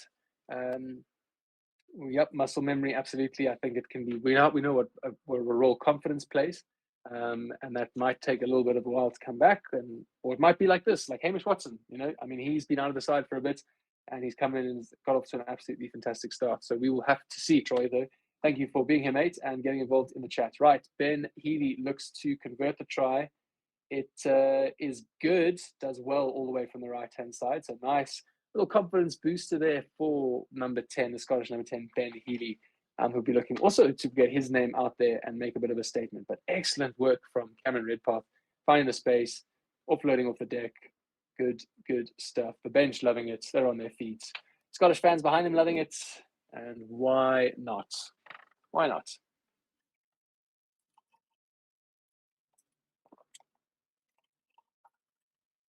Right, underway once again. Romania, high hanging kick outside the Scottish 22 though. But it is taken down nicely by Grant Gilchrist. And a bit of a driving maul now forming. The forwards do run in and recognise that they are getting some go forward. Ali Price though says, I'll take that. Hoofs it over. Solid chase by, lovely tackle there by Matt Ferguson, who just lodges the ball. So good kick chase. And then it's eventually hacked downfield into a bit of space. Lama collects it nicely. Step in a bit of trouble, but does well to clear, manages to keep infield. Ben Healy now ball in hand. What can he do? Comes back to the left-hand side, taken into contact. Well tackled by his opposite number 10, Alan Konach. Ball comes out, it's a bit messy now, and it is deemed to be a bit of a knock-on. So Chat Sports, I can imagine you've got your head in hands there. So again, looked good from Scotland, and then just a few silly mistakes, but they'll look to tidy those up. Excellent, I thought, kick and really good chase from Matt Ferguson. Realised he wasn't going to be able to compete in the air, so waited, timed the tackle perfectly, dislodged that ball. There we go. And we see the table as it stands. Ireland sitting pretty on top with 14 points. South Africa with 10. Scotland currently with 9. So they will need a bonus point win here to tie up to 10 points with the South Africans. And that is definitely something on the cards.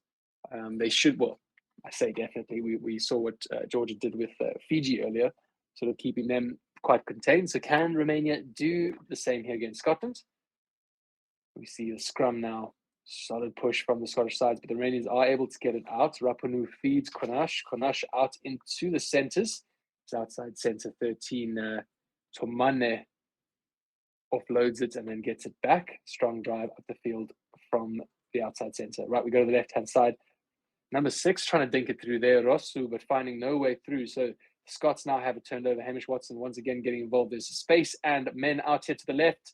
Hands now needed, although number 3, Gajon, has got other ideas. You think, okay, potentially if that had gone, there was a major overlap. But anyway, bygones be bygones. Here we go. Back up into the Romanian half. It's a bit slow there for Ali Price. Heedy out. Nice pass there. Then to Ollie Smith. Ollie Smith now in a bit of space. Ollie Smith inside there. I believe that might be Kyle Steyn taking it in. But the Romanian player doing really well, and it is indeed Sikue Talianli Sikue, the number 11, getting over that ball. Had absolutely no rights to it. We did legally, but there were lots of Scottish players around. Yeah, we can just see there. I think it was Chris Harris who had the ball taken off him, though. But yeah, Carl Steyn also just should have expected better. They had support around them. So we'll see. Yeah, Chat Sport, I agree with you. Simple errors can definitely still cut those out.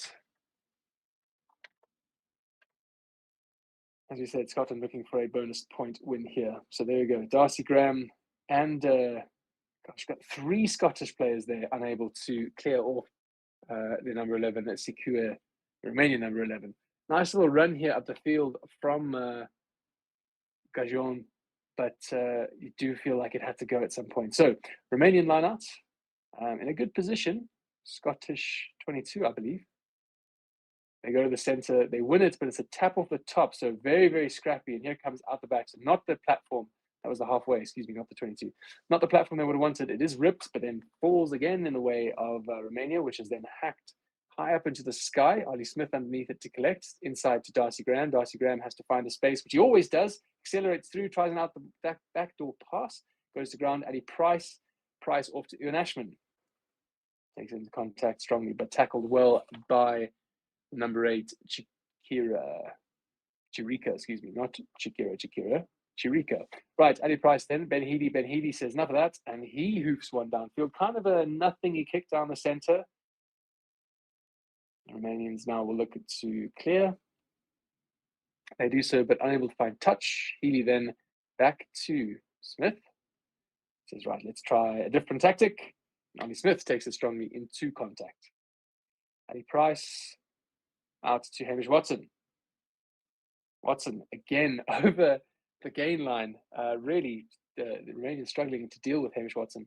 Ben Heedy now tries a crossfield up and under, but it is well taken by the Romanian number 12 and spilled kind of loose, but gone backwards. So a bit of loose play here, bumbled up, then knocked forward, then gone out. So we will call play to a halt after a bit of frenetic rugby there. Good take from the number 12 for Novai Tangimana.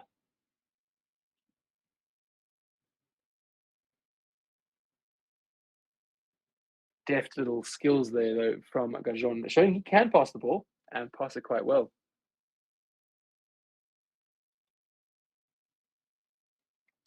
Right, we go to the back of the line out. It was Matt Ferguson taking it strongly, so a bit of a driving maul now set, still in that 50-metre channel, and the Scottish now are starting to make meters over the 10-metre mark into Romanian territory. Ali Price there at the back, and he sets the back line free. Out the back then to Ben Healy. Ben Healy then to Darcy Graham. Darcy Graham, tons of space. He's got Ali Price on the inside. He finds Ali Price. Nice little pop pass to his right-hand side. And Ali Price is over the try line. Nice assist there from Darcy Graham. Again, nice move off the training ground, just finding acres of space. And so dangerous, Darcy Graham, in a little bit of space. And he was in tons of it there. So good work from Scotland. Again, that'll be the type of stuff they're looking to execute strongly on, which they do excellently. So from the back of that driving maul, and we see that going to 12 first. So to Cameron Redpath first, and then off to Ben Healy. So a play we've seen actually, I think a lot of teams utilize is having your 12 at first receiver. And this is something we've seen Ireland do almost prolifically, right? Using Bundy Aki. And that's a number of reasons. One, because you can then use them as battering ram, like we did with Damien Delenby, and target that 10 or that inside channel. Or then it gives you the opportunity, you know, when the defense potentially crowds around that, to then look and go, okay, well, now we're going to shift it wide. So 12 out the back to 10 link up, which is really nice. And then your playmaker is all of a sudden in the center of the field and can distribute that ball any which way and out wide to the wing. And this time it was just a nice little pop pass from Ben Healy to Darcy Graham, and then ultimately into the hands of Ali Price, crossing the whitewash. And Ben Healy has converted that. So we now do sit at 14 points to nothing as the Romanians slowly make their way upfield. We are only 17 minutes in, so it feels like it's been a long first half, and I'm sure it feels even longer for the Romanians. Yeah, Petrus saying here comes a 50-plus separation. I think, Petrus, you might be right, unless the Romanians can start to get things under control. They also need to get ball in hand, really. I mean, Scotland have really enjoyed a huge majority of the possession and the territory. Romania, they're not really putting, you know, ball in hand or any sort of phases, and they just give away a bit of a silly penalty, allowing Scotland then a sort of a pressure-free exit from their half.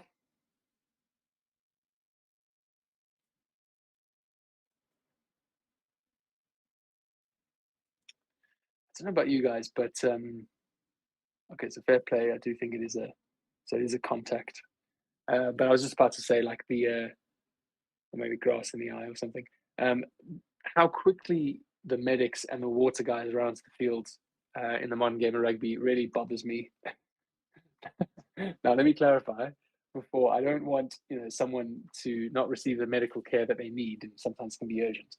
But I do feel like sometimes, a lot of the time, the water guys at least are just taking the piss, slowing play down, or just being on the field.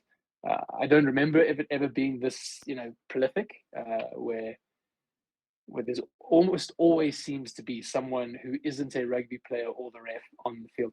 And Ben Healy, while I'm busy moaning about this, has missed touch once again, and the Romanians have collected and hoofed it upfield. It is MASQ, they're the 15, but Darcy Graham gets his hands on it, takes it up a few meters. So Scotland will have more ball in hand, bit scrappy there out the back, but no harm, no foul. Cameron Redpath looking to dance his way through, doesn't find much purchase. Ali Price now comes to the left. Ben Healy hoists one up high in the sky. It's a good contestable kick. Kyle Steyn finding it, fell right into his arm. So nice possession and territory gain there for Scotland. Advantage gain there for the Romanian player rolling the wrong way. So again, Romania's defense, or discipline rather, just letting them down. Flat ball there to Jamie Bahati. Scotland with a penalty advantage. Ben Healy just taking his eyes off the ball, but it does go backwards. So play on, says Wayne Barnes. Ali Price now comes to the left-hand side. Ali Price now to the right-hand side. Now back to the inside. And Darcy Graham is through a hole that never existed. Darcy Graham with absolute afterburners. Can he beat one? He does. He beats two. Darcy Graham is over for a brilliant bit of pace. I mean, he hit that ball at such speed and accelerated like a bat out of hell. So excellent work there. And I am super stoked because he is on my fantasy side. So for once, I picked the correct win. Matthew, I'm not going to say your prediction was wrong, because there's still time, right? But yeah, I have a feeling that you might be in for a long one here if you're still hoping for a Romanian victory. So lovely little inside ball there, and I think really clever play potentially of Jamie Bahati just to stand in the line there as another body, but then move out the way at the last minute. But Darcy Graham still had a huge amount of work to do to get over the try line, and he does it really well.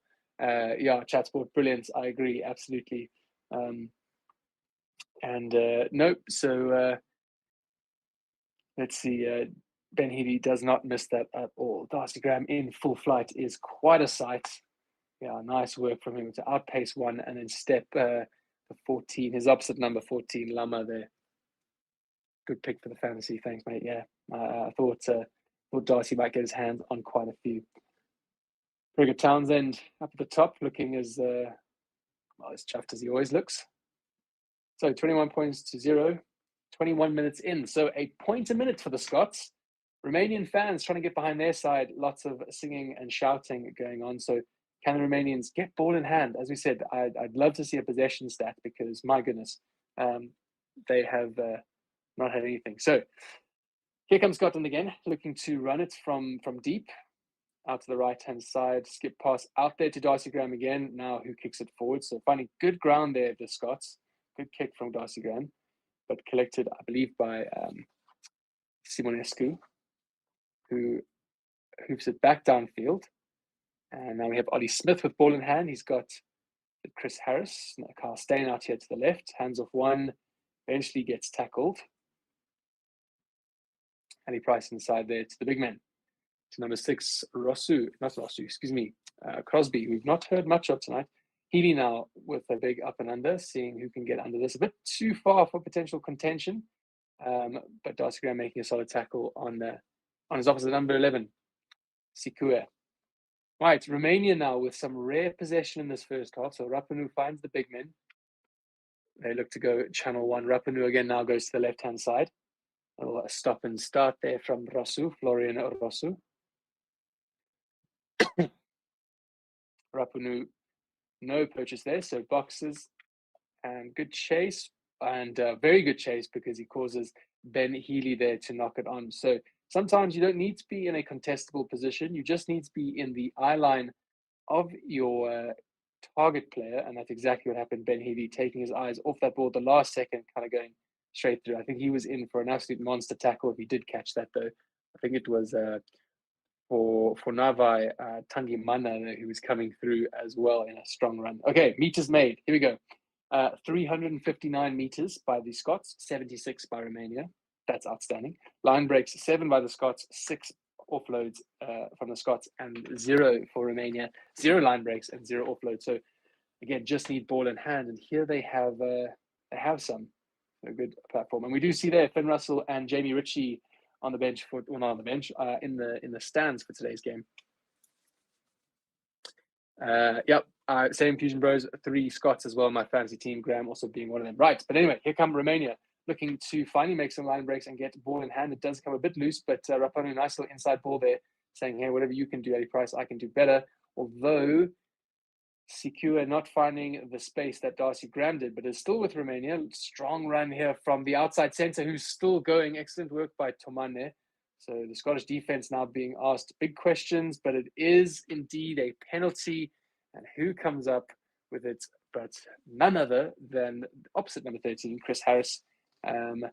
So good work from the Scottish outside centre there, but great work from Romania. Just need to keep that ball for sustained periods to start to put that pressure on the Scottish defence. There was a lot of questions there, and they found some good space. So Romania will hopefully be encouraged by that. Good, strong run here. But yeah, Chris Harris just getting in over that ball. First man, could argue wasn't on his feet, supporting his own body weight, but anyway. Solid tackles here. Cameron Redpath eventually bringing it down the Romanian player. So Ewan Ashman now with a line out does find his intended target, but again, it's just a bit messy, not as clinical as that hope. Cameron Redpath making a nuisance of himself. So both sides running through here. Ben Healy then out back, and he's smoked, but he does get the ball away. Hamish Watson then to Ollie Smith. Ollie Smith to Darcy Graham. Darcy Graham with a little chip over the top, and it is collected by the Romanian players. Lovely work from the Scots there. Lovely little deft hands and interplay. And Darcy Graham, the kick to be running at the pace he was and get the power on he wanted, which was phenomenal. So good work by him. But the Romanians have it now in their 22. Rapanu then out to his 10, who clears. Not a huge amount of ground, but definitely out of the red zone there. Nice work here, Darcy Graham. But the Romanians did well to cover that. Excuse me, I think it was indeed Konash there, the 10, collecting that ball. But Scotland here will have a line out. Tackles made. Let's have a look at this. 21 points at 21 tackles made by Scotland, 65 by the Romanians. Only 4 missed by Scotland and 28 missed by the Romanians. So big difference there. Right, Scottish line out just outside the Romanian 22. They do find Sam Skinner. Strong rolling maul here. I mean, it's not a rolling maul. This is a sprinting maul up into the Romanian 22. Romania needs to get this under control, and they do.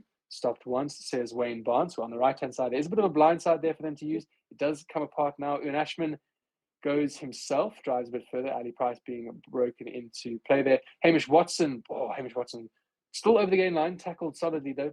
Ali Price then off to Grant Gilchrist. Gilchrist now on the 5 meter. Price flat ball to Ollie Smith. All he had to do was hang on to it and he was over the line. It was a beautiful hole he picked, but it was a knock on. So Konash now with ball in space, looking for a counter, looking for someone to come with him. Finds his number 8, his captain, Christian Chirika. Romania still with ball in hand here. You do feel like the knock-on advantage is over.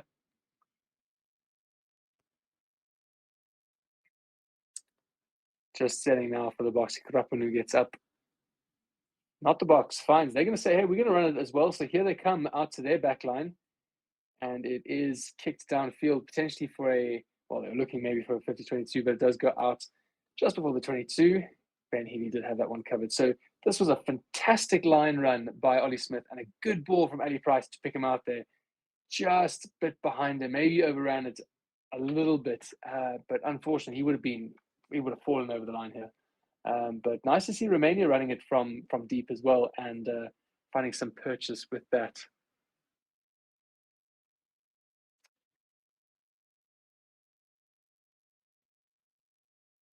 Yeah, Chatsport, I'd love to see more of that tight passing and fast pace. I mean, it's just beautiful to watch.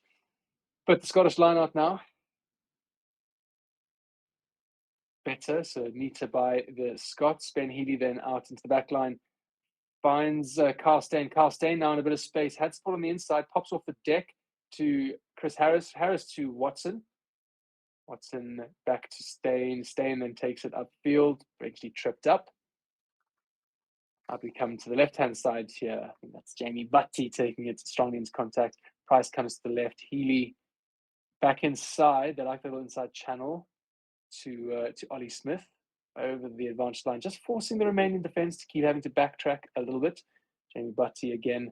And he Price now to the left to Sebastian Javan.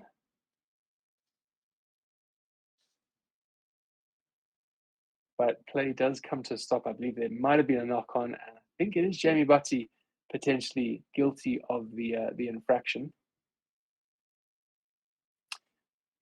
Price, there it is, and I believe that's the second one Jamie Butty has knocked on that similar position. So just has to maybe calm his nerves a bit, not take his eyes off the ball. And once again, we are having water come onto the field, but there is a Romanian player down on one knee. But one gets water, everyone gets water.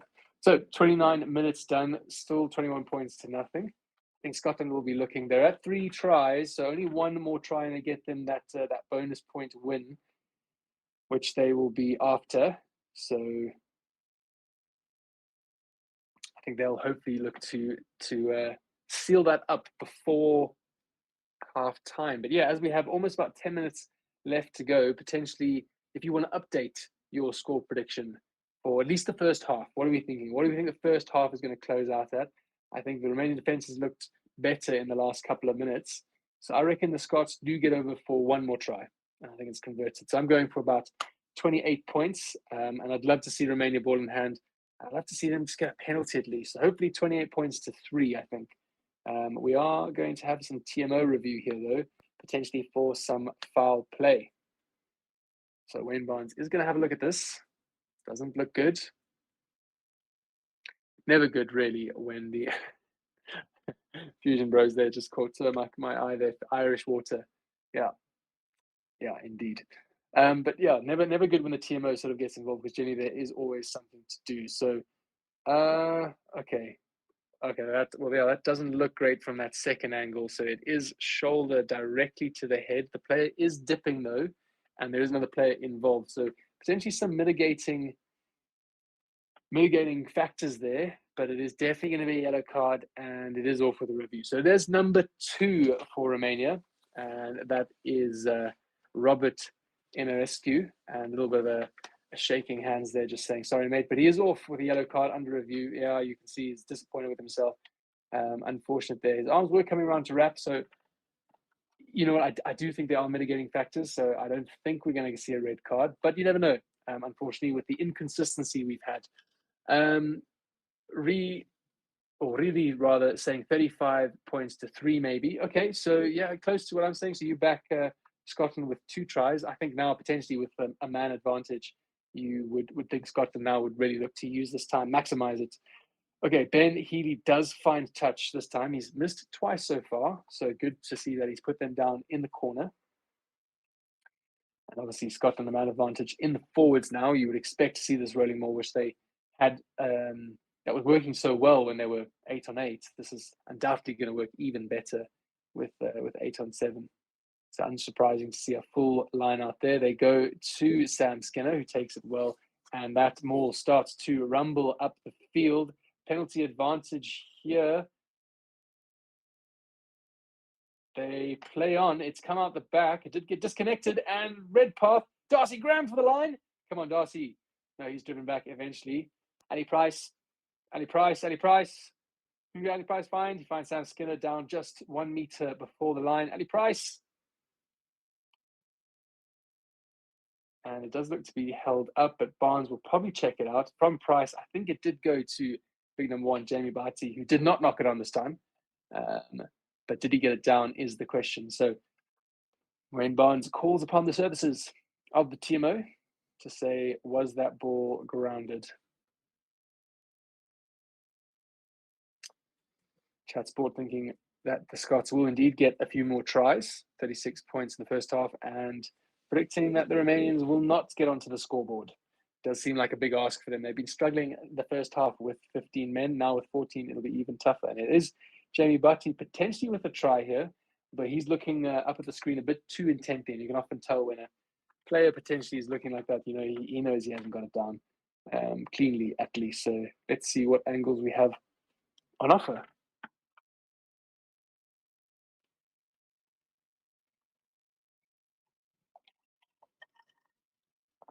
So he dives for the line. He does look like he's short there. And wouldn't you know it, a bloody medic water bag person has gotten in the way of the best angle. Classic. So there is a second movement which he's allowed, but does that? I don't think he gets it down. I think there's an excellent defense from the Romanian players there. So my personal opinion is that is no try. It's a held up. But Jamie nodded and then shrugged, but I don't think it's a try.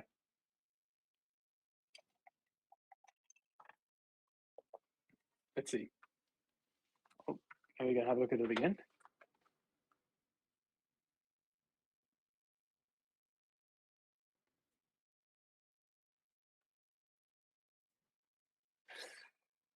So let's see, just waiting potentially for more angles or maybe some foul play here. We see the rolling maul again going really well. This, unfortunately got disconnected, and that Romanian player's got his arm all around Ivan Ashman's neck there. And he sees a yellow card for it. It is number 6, Rossu. Florian Rossu has a yellow card for coming in from the side and disrupting that maul, because you could have said that potentially would have gone on to be a try. Riri, you are asking for me if my volume can be brought up. I will speak a bit louder for you. Maybe if others are struggling to hear me, just let me know. and I can get the technical team on that to make me a bit louder, potentially talking just a bit soft. But anyway, back to the action. So please do let me know what's going on in the volume situation. But here goes Scotland again to that driving maul, again with 2-man advantage in the forwards. They drive for it, but it is ultimately knocked on. So Scotland not able to take advantage of that.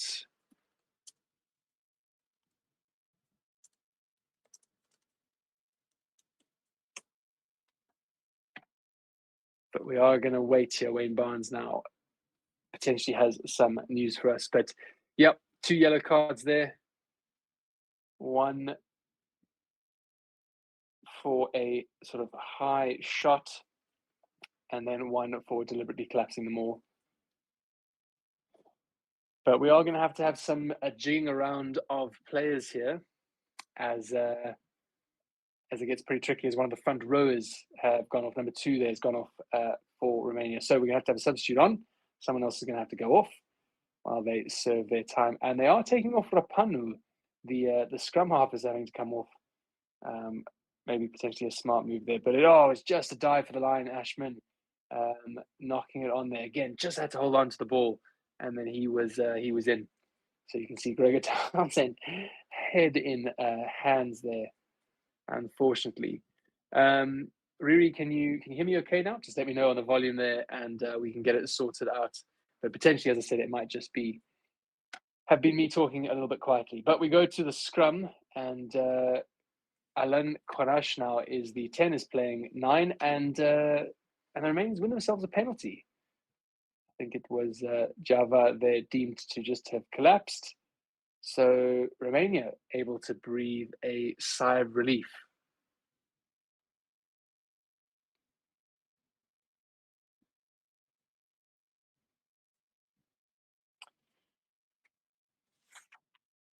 So Kornach does find touch, a good touch finder, just before the halfway mark. So still in their half, but definitely better than being just outside your 5 meter. Chat Sport, my prediction for final score will have to be adjusted. Don't worry, we'll do an adjusted final score when we come back in the second half. I'll ask everyone to let me know what they think final scores will be. I think Scotland, though, will be disappointed there. And Chat Sport, I can imagine you're quite disappointed with that. I mean, a 2-man advantage in your forward pack, and you're not able to score from the line out, 5 meters out. But here comes Scotland, overthrow line out from Romania. And they come all the way down to the left-hand side. Nice little pass back in by Ollie Smith to, I think it's Chris Harris. Ali Price then finds his number 6, Crosby. Price then looks, Healy gathers. Healy out to Stain. Stain with a strong fend. Price looking around. Cape's going to the same way, right? Smith to Healy. Healy then pops it off to Redpath, who's, I think, had a very, very good first half. Nice little out the back door pass there by Jamie Butty. Then it finds a way there's space, really, not really numbers, but what can happen? Hamish Watson inside to Carl Stain. Stain finds some space, but tackled well. Price goes to the right-hand side, then out the back to Healy. Healy then to Chris Harris running sideways. Releases Darcy Graham. Darcy Graham over the line on the right-hand side. Yes, please. Thank you very much, Darcy Graham. Good work. Nicely done by the Scottish team there, though. Really, again, two-player advantage. Yeah, nice ball handling, nice try. Absolutely. The Scots showing their class and their skill, which, again, we know they can do. It's just about whether they show up and actually execute on it. And today they have. So that's good work. And it does secure them the bonus points. So I believe as it stands now, they are now tied level with South Africa at 10 points. But obviously South Africa do have the game to play tomorrow. Nice work here from Scotland. Chris Harris doing well to draw, wait, and then unleash Darcy Graham. Difficult to stop him from that far out.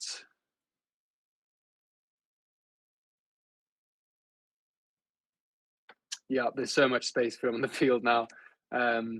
It's going to be difficult to sort of keep him contained.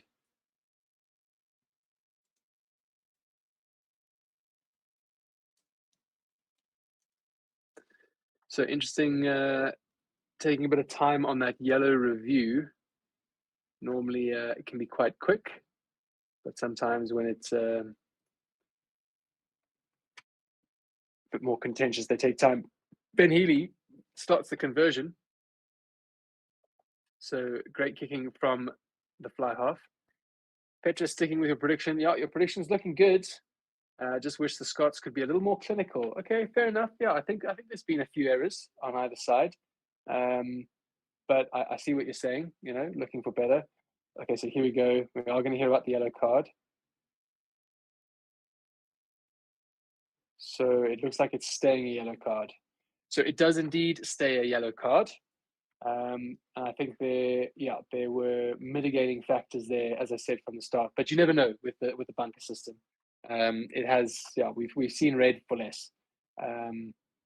But this not to be this time. So it's going to stay yellow.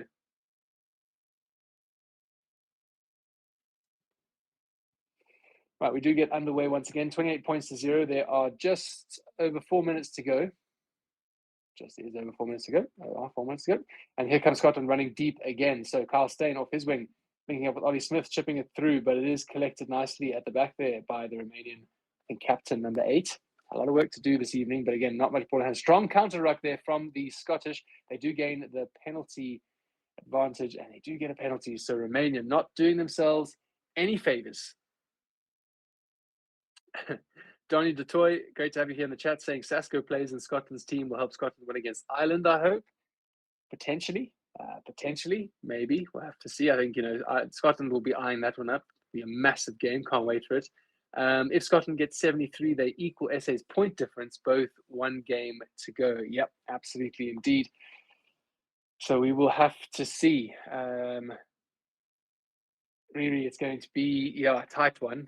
So here, as it stands, as we said, both on 10 points, but currently South Africa, obviously, with a greater points differential. But will that last? Right, Scotland then into the centre of the line out in the Romanian 22. And again, that strong rolling maul and brought down remains. What can you do? But they bring it down illegally. Ali Price goes to the right-hand side. Darcy Graham, does he manage to keep that inside? He does somehow by witchcraft, probably. It is a bit scrappy here, but it's frenetic. Jamie Barty decides to sort of tidy things up and take the ball. The only way he knows how to take the ball, forward. Price then comes to the left-hand side. Sam Skinner into contact. Price keeping it to the left-hand side here. Cameron Redpath, Healy. Healy then to Graham. Graham out to Ollie Smith. Jesus, Ollie Smith is hammered, taken down low, but absolutely went the opposite direction. But it is a try. And it is Matt Fagerson who comes away with it. But crisis, Ollie Smith was hit hard there. And he did go to hold his head, so that didn't look too great. But my word, he was hit very hard. The Romanians look a bit lost. So 33 points with a kick to come. So my halftime score was a bit conservative. Although, to be fair, I made that prediction when there weren't any yellow cards. We're going to see this replay, I think, of Ollie Smith getting absolutely melted. Oh, but it is a shoulder to the head. And are we going to see number 15, his opposite number, Marius Simonescu, get a yellow card? I wouldn't be surprised. It is direct shoulder-head contact. So the Romanian defense not doing well. Yeah, Ben Wayne Barnes, you can see the classic hold the kick. It's normally if they want to sort of question the try. Number 15, Romania, was a high shoulder hit. So yeah, it did look like shoulder straight to the Oak's head. Now he was coming down in the tackle again. I think it was Lama who was tackling him. So that will be mitigating, but it was shoulder to head, direct contact. Yeah, Petrus, goodbye. Yeah. And here we go. We are going to the TMO. Now, I don't know if this is to look at the try. It could be, because we're going back a bit to have a look. Or was it to look at that foul play? Yeah, Simonescu looks on a bit worried. I think he knows that his shoulder, unfortunately, found someone else's head. So Ollie Smith doing well to get round here. That angle doesn't look too bad. And then the second one there, it's a bit of a glancing blow. But it is shoulder to head. I mean, it's like on his forehead. So, but yeah, or if he was absolutely knocked back. Wayne Barnes is going to his pocket again. This is going to be 3 yellow cards. Yep, it is a yellow card with a review. That's not great news. Petrus, we start calling you Nostradamus. You saw the future there. He's off with a review.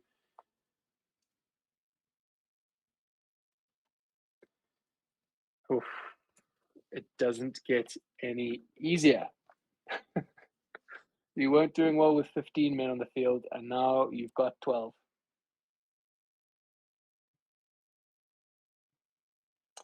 Two minutes to go. I think the Romanians will really just be wanting this half to end. Scotland, though, Ben Healy slotting it nicely. I don't think he's missed a kick tonight, so he's been kicking really well. It does take us to 35 points to nothing. Who is in the chat there? I feel like someone got that prediction absolutely on point. Chat Sport, you were very close. 36 points to 0. Riri, you were very close, 35 to 3. So you're still in it, potentially, if Romania can come away with 3 points here, but it is going to be a tough ask. So nicely done. How many minutes left on the first yellow? I think it can't be long. It must be just a minute or so. Or no, actually, as I say that, we see him come back onto the field. So it is Robert Emescu coming back onto the field there, serving his time. So now 2 yellows.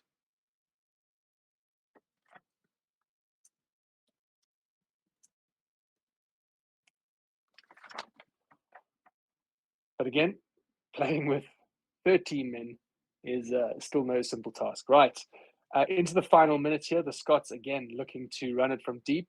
They're recognizing they've got the overlap. Oh, lovely work there. Who's that? Chris Harris, all the way through. He's got space. Was it a bit selfish? He finds Price. Price to Darcy Graham. Go, Darcy. Yes, please. My goodness. This is excellent work from Scotland.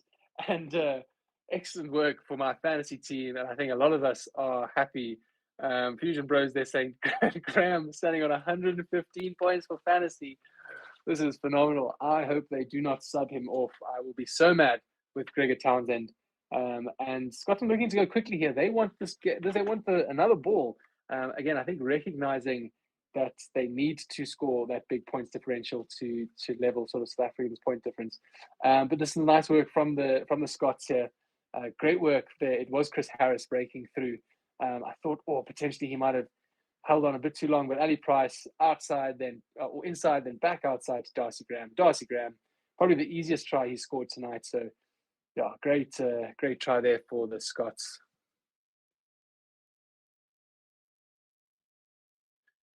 Just checking here, some of our friends in the fantasy group have triple captained Darcy Graham. So that is a huge amount of points there.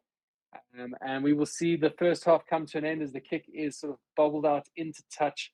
And I think Romania really grateful for that halftime whistle. It has not been an easy half for them. And discipline-wise, really let them down, obviously, with the cards, but also just some decisions in the field of play.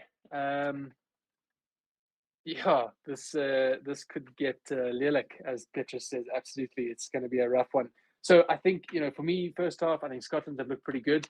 The pace of the ball has looked good. It's been fast. Clinical wise, there've been a few issues, but I think the Scottish fans will be taking this definitely over sort of what could have potentially been. Yeah, I think everyone's now getting on the fancy chat in the comments there.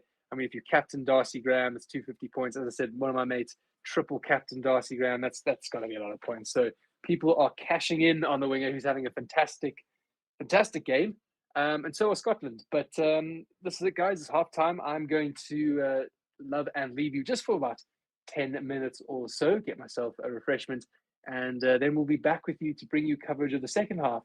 So in the chat, why don't you let me know what you think potentially final score will be? So we are sitting at 42 points to 0. What do we think? Do the Scots continue? Do they double that and get into the 80-point margin as Ireland did? Or do Romania, are they able to mount some sort of a comeback and sort of slow the bleeding? Let me know what you think. Right, guys, lovely. I will see you in about 10 minutes. Cheers for now.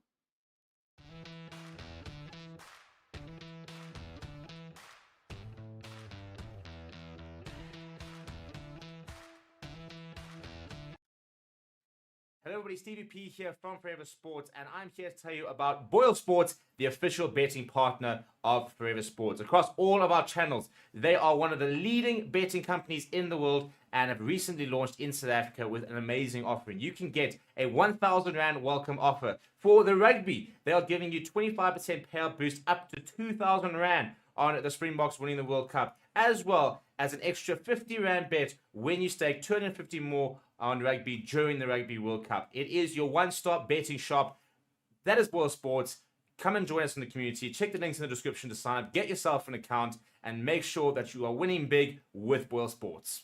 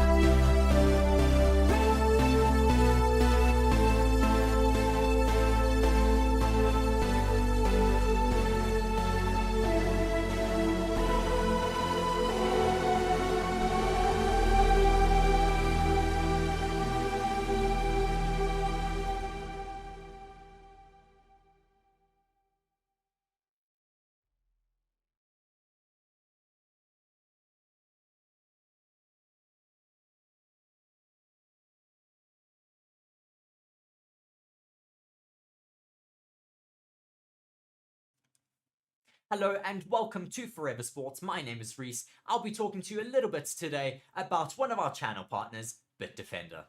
BITDEFENDER is a global leader in cyber security. BITDEFENDER is committed to defending people all around the globe against cyber attacks, as well as to transform people's digital experiences. In the next 6 months, Forever Sports will be covering major tournaments such as the Rugby Championship, the Premier League, the remainder of the Formula 1 season, as well as embarking on the biggest Rugby World Cup YouTube campaign ever. To ensure that these are all a success, it is imperative that the Forever Sports channels and platforms remain uncompromised. And with BITDEFENDER, we can be assured that our cybersecurity needs are being taken care of. To read more on BITDEFENDER, please be sure to check the links in the description of our video. Once again, thank you very much to our partner, BITDEFENDER, for joining the channel. I've been...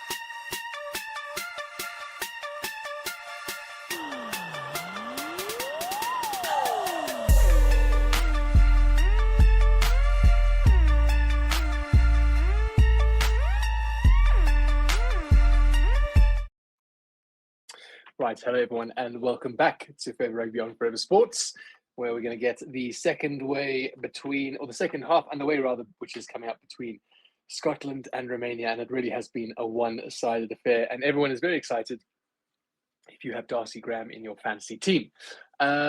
Before we get there though, guys, please make sure that you hit the like button on the video. It really helps us get out to other viewers looking for the game. Also consider becoming a subscriber to the channel. That way we can interact in the chat together. Been some great interactions tonight, some good analysis there. And if you can, look at becoming a channel member and support us. So we're supported in a various number of ways, as well as through our partners, BOYLESPORTS and BITDEFENDER. So massive thank you to those partners who we'll hear about a little bit more a little bit later on. But before I went away, I asked you guys to let me know what you think final scores would be. And as always, you have delivered. So chat sport, they're saying final score is going to be 85 all out. So we'll have to see. So that is better than both South Africa and Ireland against Romania. Brooke is saying 100-point margin. So we got very close to that in the New Zealand-Italy game, right? With New Zealand scoring 96 points. But Brooke, they're saying there'll be a 100-point difference. So that's going to be quite impressive. And Alan, great to have you in the chat again. Good evening, Wes. Another demolition derby. Yeah, it's not been the funnest of World Cups for the Romanians, but wonder if the boys in blue will beat the Box 76. I think that's definitely what they are out to do. And I don't think they're going to stop at 76. I think they're going to look to go past Ireland's score. So they're on the right track to do so. It's been an impressive first half from the Scottish. We see a young Scottish fan there taking a video, his dad making noise and told to be quiet. But it's been a disappointing first half from the Romanians. They've not had much ball in hand, and when they have, they've not necessarily looked very threatening. There've been moments where they've asked questions of the Scottish defence, but I think the biggest thing has also been the discipline around penalties and yellow card infringements. They've had 3. There are still 2, I believe. So they are still playing at a 2-man disadvantage. I'll wait for confirmation on that as we get the scores and the cards up here.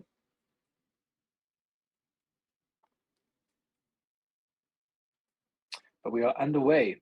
So now Scotland from left to right. So no, there is only one yellow card at the moment, and that is the fullback for his head contact, and that looks like it's going to stay. Yeah, there's 7.5 minutes left on that. So back to 14 men. So only one yellow card for Romania.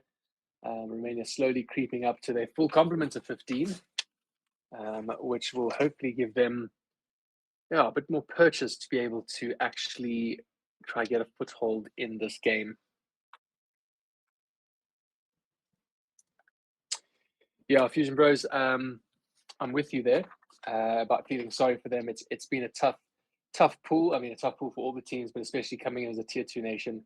Them and Tonga have had a big ask. They've showed up. They have showed up. But right, so looking at the action then, the Romanians with territory early on in this, not territory, possession rather, early on in the second half. Not great territory. They are down in their 22, looking to run it from there. Ferocious tackle by Carl Steyn, but the opposite number 13, Tomane, does well to stay on his feet. But then it's offloaded backwards and absolutely driven backwards by Crosby, but ultimately penalised for a high tackle. So a bit of a get out of jail free card there for Romanians. It wasn't looking good. Again, just questioning if that's the right decision. Just because Scotland are running from their 22 doesn't mean you can or should.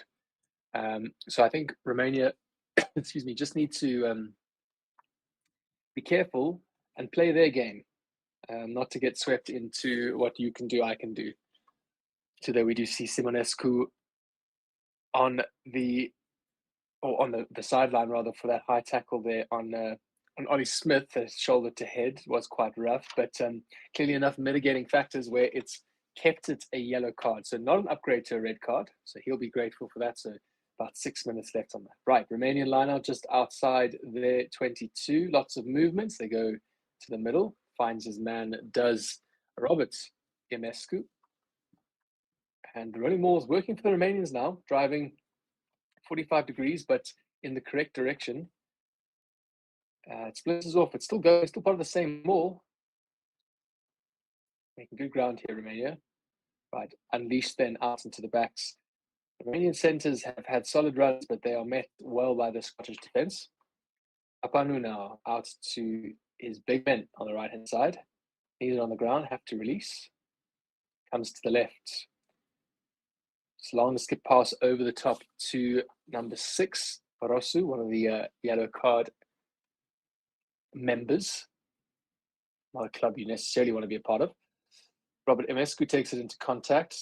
Competition on the ground does get a bit slow and messy. Wayne Barnes not deeming that any infractions taking place. And then it's a simple pass and knocked on, unfortunately, by Tanguy Mana. Simple catch. Wonder if he just took his eyes off at the last minute as the defense was starting to come up. Good pass by Raponu into the bread basket. Yeah, you could just see him looking up and knocking that ball on. So unfortunate for him. But, I mean, I don't want to say positive for Romania, but nice to see them with ball in hand. And especially with a man down, you can just delay Scotland having that one-man advantage. Especially now out in the backs. There's no sweeper really for Romania. Or if there is, there's space somewhere on the wing. So who knows? Maybe Darcy Graham is in for a fourth. Would be unbelievable. But yeah, once again, guys, thank you so much for joining us here on Forever Rugby and Forever Sports. Alan, I'm curious to get your thoughts about the Welsh performance against Australia last week. I'll be bringing you coverage of Australia-Portugal tomorrow, but yeah, let me know in the chat if you are a Wales fan or not even. Just what did you think of? It was quite a dominant performance there, such as the scrum here at in the middle of the field, and the Romanians absolutely decimating the Scottish scrum, earning themselves a penalty. Good work from the Romanian forwards. Buying their team more time there with that yellow card just ticking down. But yeah, it was quite a commanding performance from the Welsh. I think yeah, really do. I feel sad for the Australians, and that's coming from a South African. Okay, but Konach unfortunately doesn't find touch. So again, just a small mistake, unforced error. So Scotland now will look to run it from deep. Chris Harris, strong run from him, but well tackled well out the back. Ben Healy now Healy and acres of space. He's got men, he's got numbers, he's got space. Need to get it to the speedsters. Ashman inside to Darcy Graham. Bubbles able to collect. Not the cleanest of balls. They kind of all ran a bit sideways. Ali Price now to the left. Out to Ben Healy. Healy, a little bit of cross kick. Over to, it is Cameron Redpath who offloads to Chris Harris, and Chris Harris is over. So within 5 minutes of the second half, Scotland are over for another try, and the crowd absolutely loving it. Why not? This is looking dangerous for the Romanians, but also for the teams in this pool. Scotland can continue to build this this form. Yeah, Fusion Bros, I agree. Romania were looking a bit aggressive. They were looking good, but unfortunately, all that hard work undone now by that Chris Harris try. Chat Sport, what happened to the Aussies? Do you mean in general? Like, how did they get here? Or literally, what was the result? I think it was 40-odd points to 6 the Welsh put on Australia last week. In terms of what happens to them in general, I think it was just, I don't know, to get a whole new coach and a system, you know, so close before the World Cup, never seemed like a good idea. And then some interesting decisions by Eddie Jones, you know, potentially trying to be a bit of maverick on some of those things, you know, could potentially be looking at the future. You know, he has brought a really young side. He's made that a really big deal. And Ben Healy, again, doesn't miss, slots it through the middle. I think we're at 49 points now to nothing. So, yeah, Eddie Jones, you know, leaving out players like Quade Cooper and Michael Hooper. Calm, cool head, collected. Lovely little kick over there, showing us that skill set there. But, yeah, the Aussies just... yeah, I think it was a change of coach so close to the World Cup. I think it was... you know, you've got no consistency, no system to build off, and then some really odd selections or omissions. Really, you know, I think those omissions are telling when you just need. And there was a clip actually that came out the other day when the Aussies were under the pump. I don't know who it was against because it was just you know, in the Australian huddle, and you heard Quade Cooper. He's not the same player as he first was when he first came onto the scene, hot-headed, you know, the showy. This he was telling them exactly what they needed to do, nice and cool and calm, you know. And I think we just haven't had that voice present in the Australian side. So, yeah, look, maybe this will do them well the next World Cup. Looking to build, you know, but at the moment it is obviously not. I think it is the first time in their nation's history that they will not make it out the pool stages, which is quite sad. Me with the baguette, mate. Oh, bitches. Make me laugh. Okay. Out of the Aussies, though. We will have to see. If you want more about Australia, come back tomorrow. I'll be taking you through Aussie and the Portugal game. Can the Portuguese sink in a dagger into an already wounded Australian side, or will we see Australia potentially play some of their best rugby? But the Romanians are committing just... another infraction, and it is Florian Rosu, and again he's pushing the boundary but too far, and we do see the Romanians go back to a full complement of 15 players, which will be great. And we go to the line out, they go to the center, do Scott, and they come round out the back. Ali Price now in center field picks out, I think it was Chris Harris who's tackled well, Kyle Steyn, very similar there, those two blonde oaks. All right, Sam Skinner then bumping off one going around. Ali Price then goes back to the left-hand side. Hamish Watson was very, very active in the first 20 minutes. He quietened down a bit, so good to see with him with ball in hand. Price then keeping to the left. Crosby then, nice work from Crosby. Finds Cameron Redpath. Redpath streaming for the line. Can he get it down? Driven backwards. I don't think he got it over. I don't think he got it down at least. 1 meter from the try line. Ali Price fires it out to Jamie Butty, who, again, has he not found the try line? In the first half, he was over, but wasn't managed, or didn't manage, rather, to get the ball down. So we are going to go to the TMO to see if Jamie Butty has once again had the ball held up. If it is a try, very, very concerning. Looks a bit more confident this time, walking back to halfway.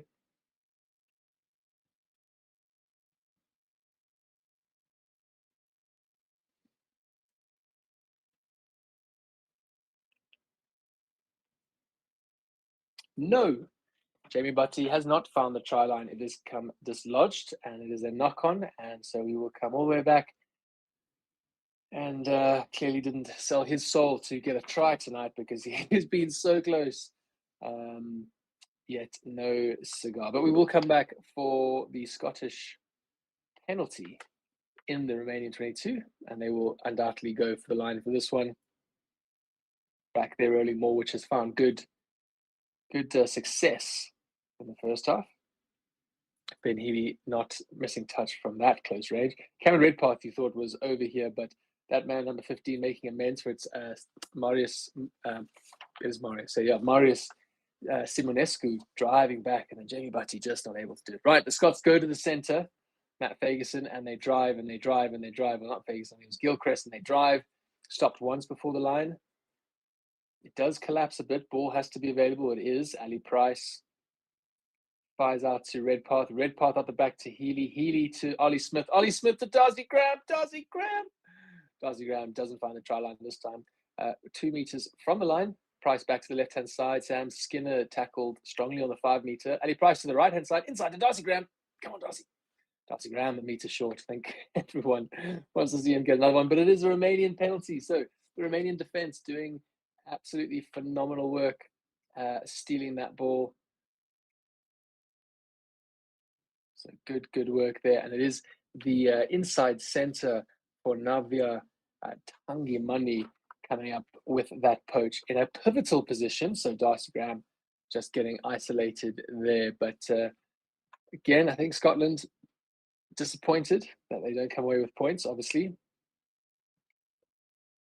But good work by Romania. So we start to see the replacements happening. Savin, number 1. Savin is coming off, and Hartig for Romania is coming on. And this will be, I believe, these guys, clapping off, and which is excellent to see, shaking the ref's hand.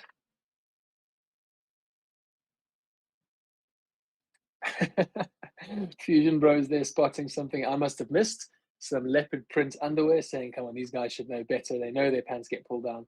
We've got to make a good choice. Oh, maybe fashion, man. Who knows? So the Romanians win a line out. And again, opportunity for them to now do something with ball in hand. Not force it, not rush it, not try score from first or second phase, but rather just build a bit of momentum and pressure. But again, the Romanians just trying to do some tricky stuff, which maybe could come in the 8th phase, but not in the 2nd. It's a bit of bobbling, but it is all backwards. Konash now throws it straight into the hands of Chris Harris. Harris out to Cameron Redpath. Redpath looking, doesn't get it offloaded to Stain.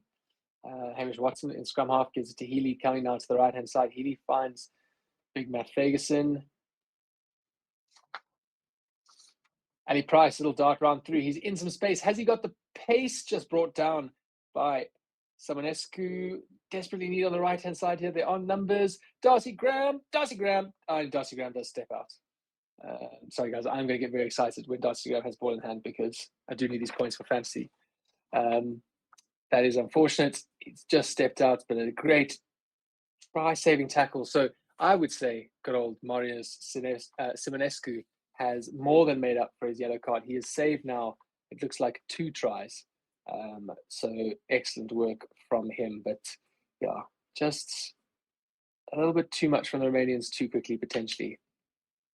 Okay, Konash, the 10 comes off, and Boldor comes on now, number 22. So the young fly-half's evening is over. A little shake of the head. He's not happy with his performance. Obviously, not great when the last thing you do is throw a massive intercept pass. A bit rough for the coaches, but clearly they think some fresh legs needed on the field now. We'll have a Romanian line out deep within their own half. So Scotland will look to contest this.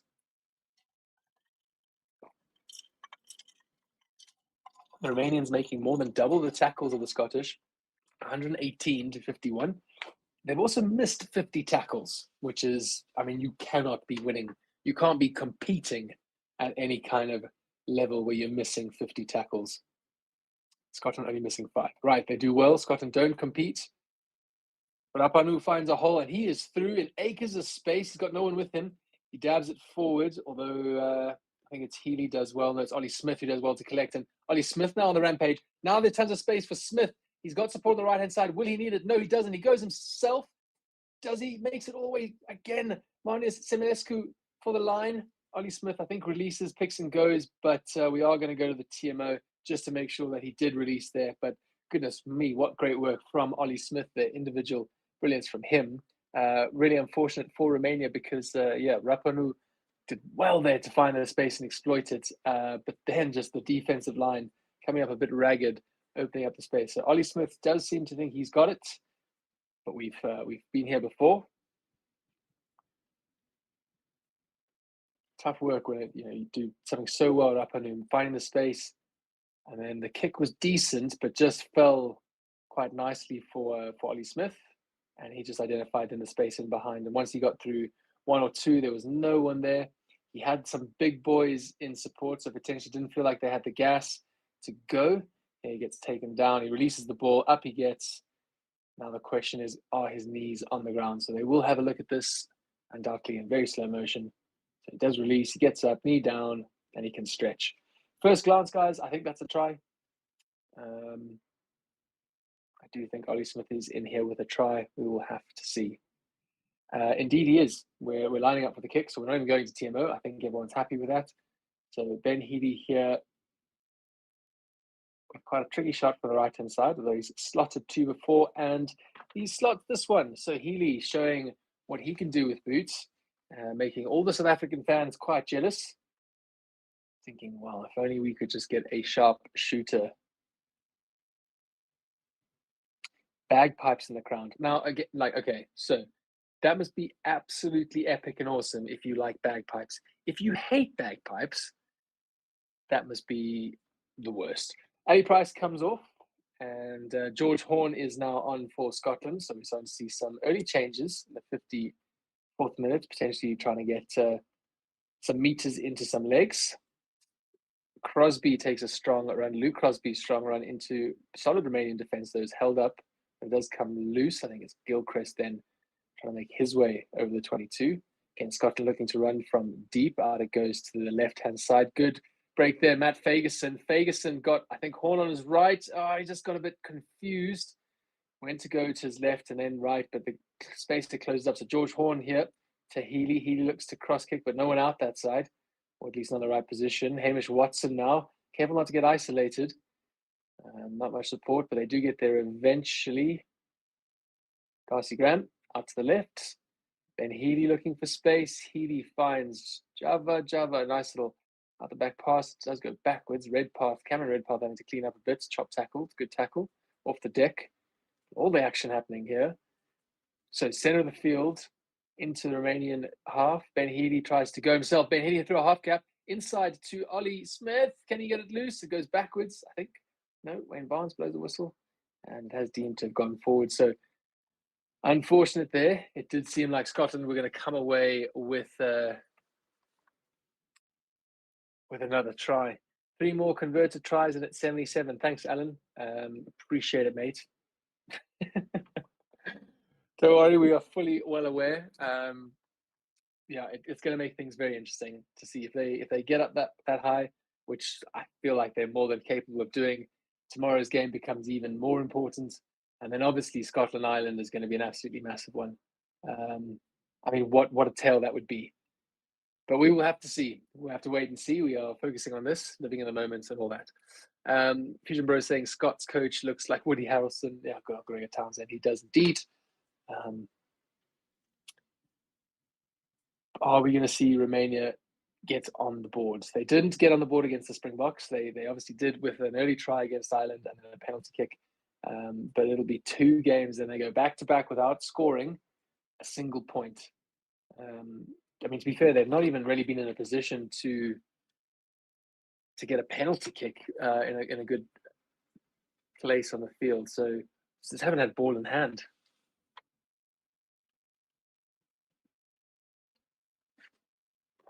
Okay, we do see some more Romanian substitutions now. So number 12, Tanguy Mana comes off.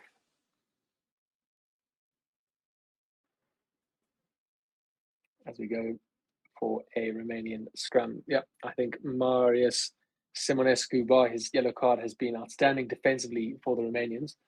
Offensively, can't say much. It's not a big scrum, but it comes out then for the Romanians. I think the number 8 picks up from the back. Now, good. Better to see them shift and then kick. Lots of space. They found it. Does it bounce kindly? It doesn't. I think it might have been a knock-on. It is now all but loose and scrappy. It is indeed a knock-on advantage for Scotland. So George Horn then out to find Jamie Butty.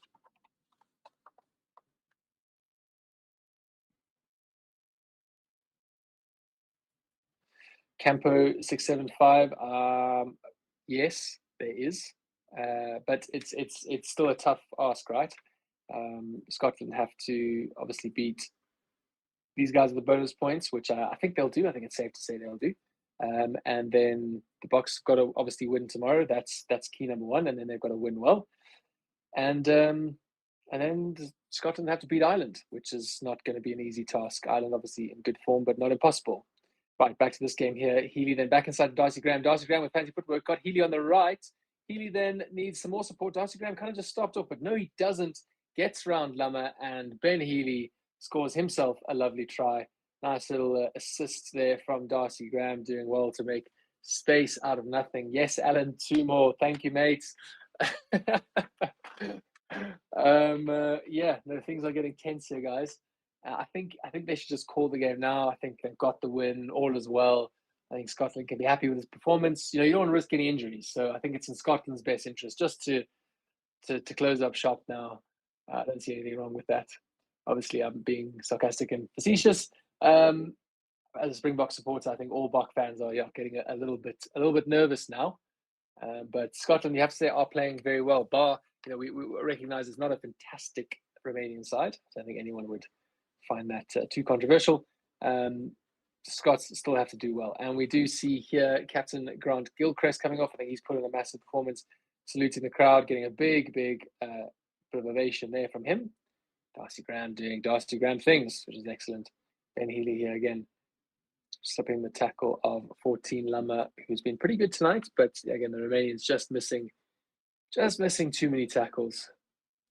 Campo saying, did the Romanians play this bad against the Boks too? I still remember them playing better than this. I definitely think the Romania played better against the Boks. I think it's just been a long couple of weeks for the Romanians, and potentially general fatigue, tournament fatigue is kicking in. Sutherland is on for Butty. Nel earns his 60th cap. He's on for Sebastian. Javan Sebastian rather. So yeah, Campo, I do think Romania did play a bit better, but I think the Scots have also been very, very good to take nothing away from the Scottish side. And here they come again, relentless, this blue wave. I agree with Ree as well, absolutely. They did slow down the game a bit more here. Scotland have been able to dictate the pace, and they've decided to turn it up all the way. So Romania strip ball. Again, a little bit of rare possession in their hands. Simonescu goes down the right-hand side. Good strong run from him, staying on his feet, dragging George Horn along with him. Rapanu comes to the left then. Rosu definitely offload to his forward friend. Out they come here. Has to reach for that. Is number 13, Tomane. Rapanu still coming same wide to the left-hand side, and then a dink over the top. It doesn't fall nicely, but he does kick it forward, but it's well collected. I think it's Blair Kinghorn on the field. Or not yet, so it might just be Cameron Redpath. Right, here comes Scotland, but there goes Scotland. Right, so unfortunately looking for a little bit of a sneaky pass there, but just forced it a bit too much, resulting in a knock-on. But Rapanu is coming off now, and Florian Surugia is coming on. Yeah, George Horn just losing the ball there. I see Hamish Watson just being so strong in the tackle. Via Pianel getting his hand and taking it into contact early on, but ultimately knocking it on, resulting in the Romanian scrums. As I said, Rapanu, the number 9, is off, and for 21, Surugiu. Rapanu, I thought, had a pretty solid game, though, to the Romanian number 9.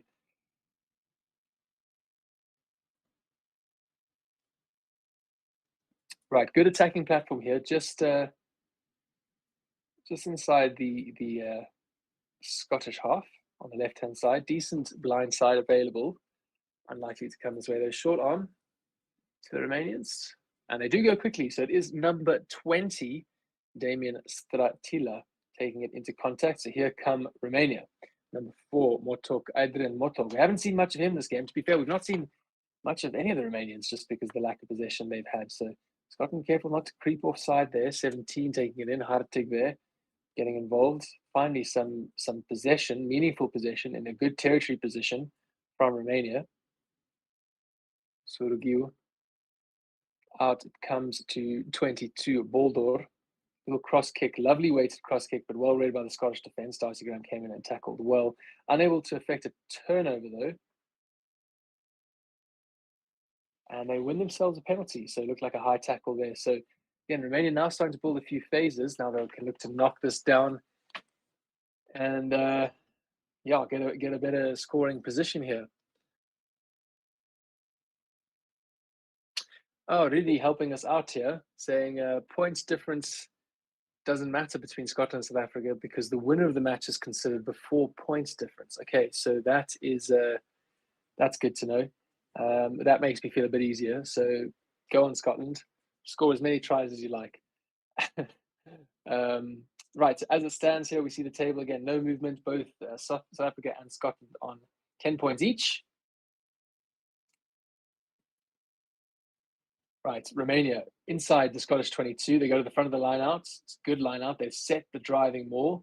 Doesn't move just yet. Starts to go sideways. Wayne Barnes says, right, use it once. Now it starts to get a go for a ball. It splinters nicely up the field. They'll look to use this quickly. Just need to now hang on to the ball. Good discipline from the Romanians here. Not to get potentially too flustered. Again, they've not had much ball, so it can often happen where you don't have it for much of the match and you feel like you have to score and you force something where it shouldn't be. Big number 19, Marius Ifitumiuk, taking it into contact. Slow ball, it does pop out. Scottish defence quick to pounce towards it. Still with Romania here, just outside their 5 metre and on the 5 metre. Now just inside the 5 metre, strong run there from one of the Romanian forwards.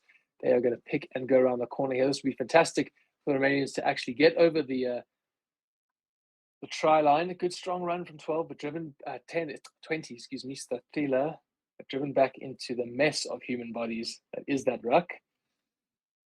Surugia directing his forwards.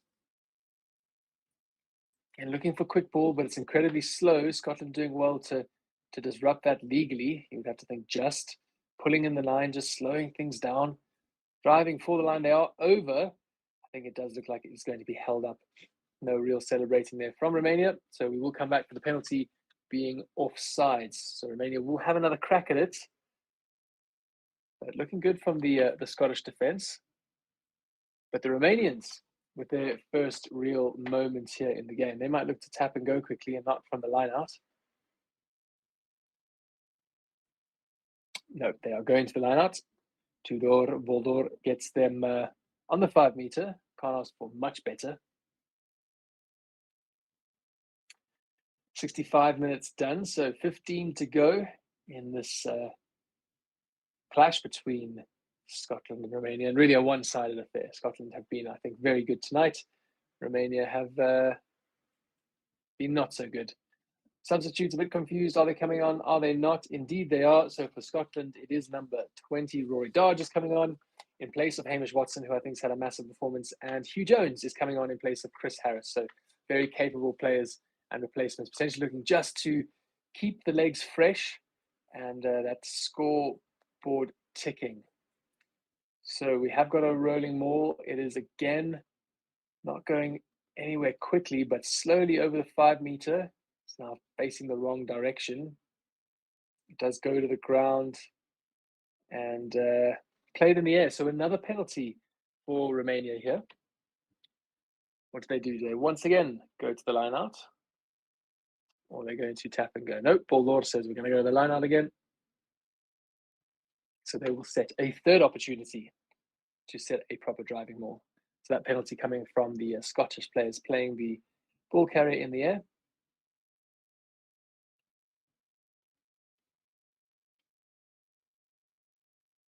Huge chunk of the game, 45% being played between the halfway and the Romanian 22. But here they come again. Scots do well to swing that around, sort of stopping them from getting any kind of go forward ball. It does come down, but ultimately absolutely squashed there by the Scottish. Is it available? It is. Referee Wayne Barnes telling him to dig for it. So it'll go out to then Tomane. Strong run over Ben Healy. Ben Healy in the way. Right, he wasn't penalised. Out to Rosu. Surugia. Then to his big men. Again, going lateral at the moment, looking for those holes. Here comes Marius Simonescu, also driven back to the 5 metre. And we're going to get a cross kick here from Boldor. It is just overkicked and it's out on the full. So again, there the Romanians potentially needed to show just a bit more patience. But I agree with Alan. Solid defence from the Scottish side. They're literally not allowing them to penetrate that 5 metre line, ultimately forcing the Romanians into thinking that they have to go for the crossfield kick, which was unsuccessful. Not an easy skill to pull off. I think when we see fly halves like Mani Lebok and Richie Moanga and even like Bowden Barrett, when these guys do it so well, it makes it look so easy. But not an easy skill to do. But absolutely well into Scotland there for some great defense. Not out of the pressure zone just yet though.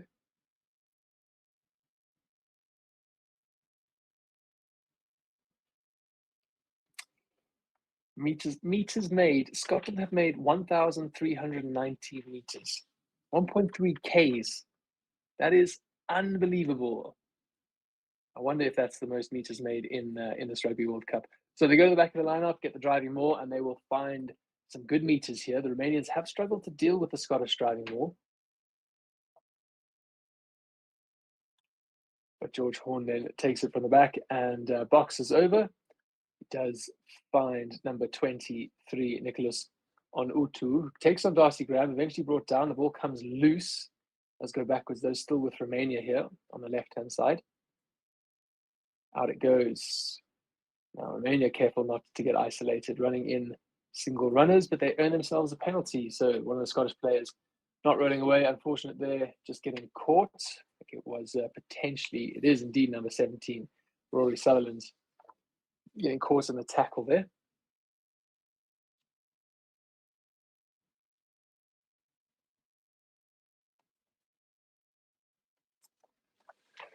Campo expressing frustrations in the chat there about tier 2 nations. I think potentially that conversation is around, a side like Fiji, I think is disproportionately changing people's opinions. Right? Just because Fiji is doing well, I think everyone then thinks, oh, all tier 2 nations are doing well, which is clearly not the case, or these emerging rugby nations.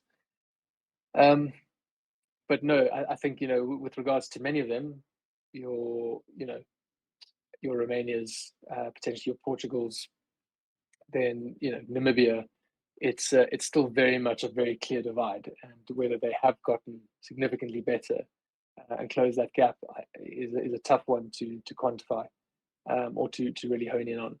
I was trying to think about how you do it, and I think it's just game time, and it's game time against good nations. I think the Pacific Nations Cup is good. I think it would be great for there to be a South American league where Argentina, Chile, Uruguay play each other regularly. South Africa can play. This is where it gets tough, right? Because we have South Africa playing Namibia, Zimbabwe. Is that really a game for the South Africans? And but maybe over time it sort of improves those other nations. And how do you do it from there? Do then the winners of those games, right? If you have like a Pacific Nations and maybe Australia, New Zealand included in there, and then you have an African Continent Cup, and then you have South American or North American Continent Cup and Central American. What do you do? Do you get winners from there playing each other in some sort of a world game, and maybe you do that way? But I think for me, it's just about time and tests and good tests, right? Playing against good opposition, because you play a bad opposition, you're not going to get any better. It's playing these good sides consistently. Blair Kinghorn is on the field, and away he goes. Acres of space. George Horn inside there to number 16. fantastic try there. Nice team try at 16. Johnny Matthews there scoring his try. He's absolutely pumped. Why not? That was a lovely try there when I was giving my little speech. Thanks, Alan. One indeed. But great work from the Scottish side there to identify the space. Blair Kinghorn coming on and making an immediate impact. So it was a line out. I think it was a Romanian line out, which was disrupted well by the Scottish jumpers. George Horn doing excellent work to keep it in field, and then there was just space everywhere. And Blair Kinghorn identifying that he had his or had number 11 from Romania, Sikua, turned, so just step inside, and the space was all his, but still had to do a lot of work. And nice try there for the replacement hooker, Johnny Matthews. But yeah, Campo, I get your point. I do think, that it is important to include these tier 2 or emerging rugby nations. I understand it can be frustrating to watch, but it maybe highlights the need for more development or funding or whatever in those areas. If we didn't have them included, which I'm not saying you're suggesting that, but if we didn't have them included, we wouldn't really ever know, or we wouldn't see the difference or the gap. So sometimes it's good to see that. But yeah, anyway, enough about that. Yep. So Campo, they're saying they should do that between World Cups, not during World Cups. Can be shorter. No, I agree with you. Yeah, like a Challenge Cup, absolutely. I do think the World Cup is a good way to then, maybe take a litmus test of things. But definitely between World Cups, there need to be more games. Scotland are on the charge again. Down they go. Carl Steyn screaming. That's a very high tackle, sir. This definitely should be a penalty there. But anyway, let's carry on. They come back to the right-hand side now. Ben Healy looking for someone to run onto it, and he finds again. Here we go. Number 20 is now in with it. It is Rory Dodge just come onto the field, but it looked like Johnny Matthews might be in there for another one, but he did offload to Rory Dodge. So, Alan, yeah, there it is, 75, with the kick to come pretty much from under the post, which will take us to 77. So that then beats the Springbok score against Romania, and there are still 8 minutes to go, and it really does look like Scotland are scoring at will here. So nice. Let's see. Veer Pernell finds Healy. Healy identifies the space, gets round one. Lovely offload from him to Johnny Matthews. Johnny Matthews then off to Rory Dodge, and Rory Dodge underneath the posts. So good work from the Scottish. Little interplay there between the forwards and the backs. Scotland doing really well here to close this game out. Not even close it out, just dominate and put as many points on the board as possible. But again, Riri has comforted me a little bit, saying points difference not going to be a massive issue, but it is impressive from Scotland. So they are here to make a statement, and I cannot wait to see them go up against Ireland next week. Here they come again. Oh my goodness, Ben Healy finding himself an acres of space, cutting through. He's got support to the left, poor pass, and it is knocked on. So Healy there will be cross with himself. I think he got a little bit winded potentially in the tackle, but caught in two minds potentially about throwing the dummy, but definitely should have made that pass out to support players on the left.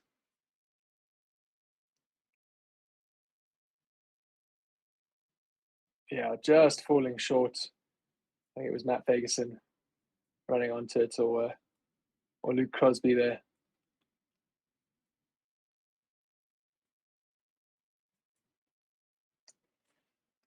So about 6 minutes to go here. I think Romania looking very much forward to this game being over.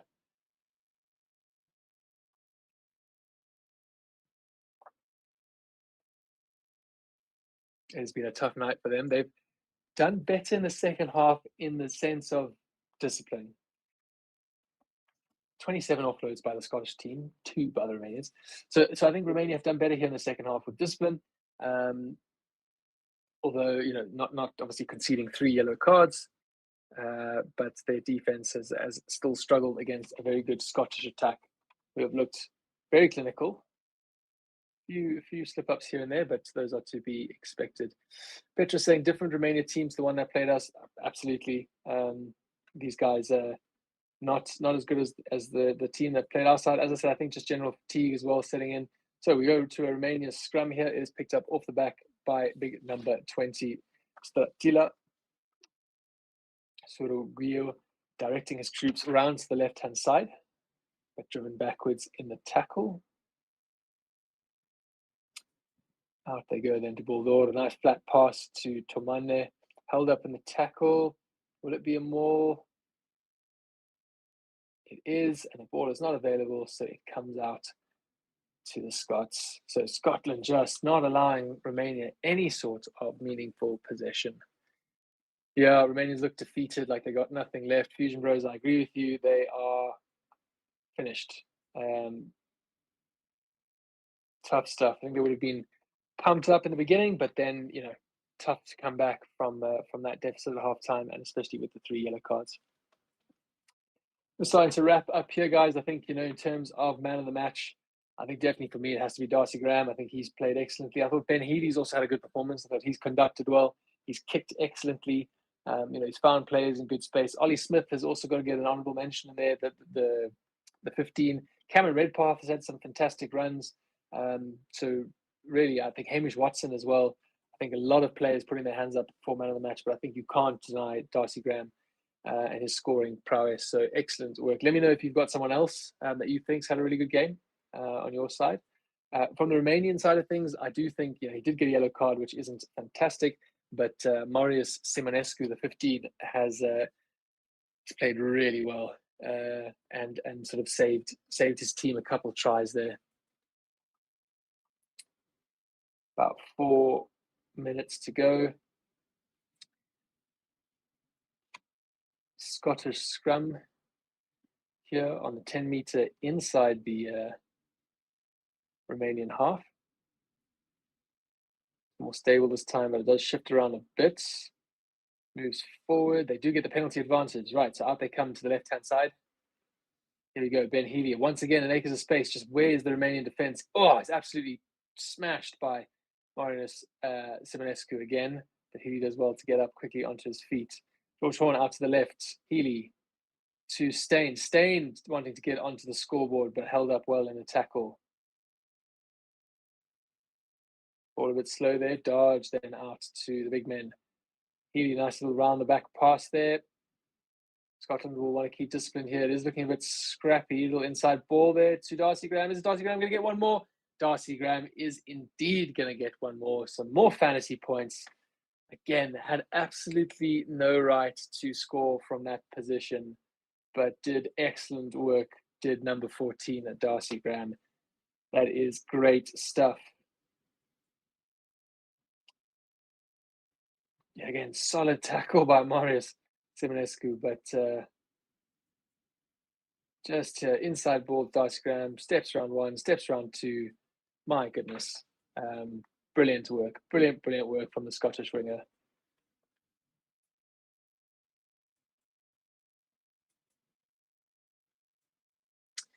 Yeah, Campo, absolutely. Imagine going to a World Cup, playing 3 games, going down 70+ points, and all of them scarred for life, surely. Yeah, it takes a lot of guts for these guys to keep going out there. And that's, I think, hopefully what it does is it highlights to World Rugby that something needs to be done. Efforts need to be made, money needs to be redistributed. I don't know, what needs to happen, but clearly this is not sustainable this way.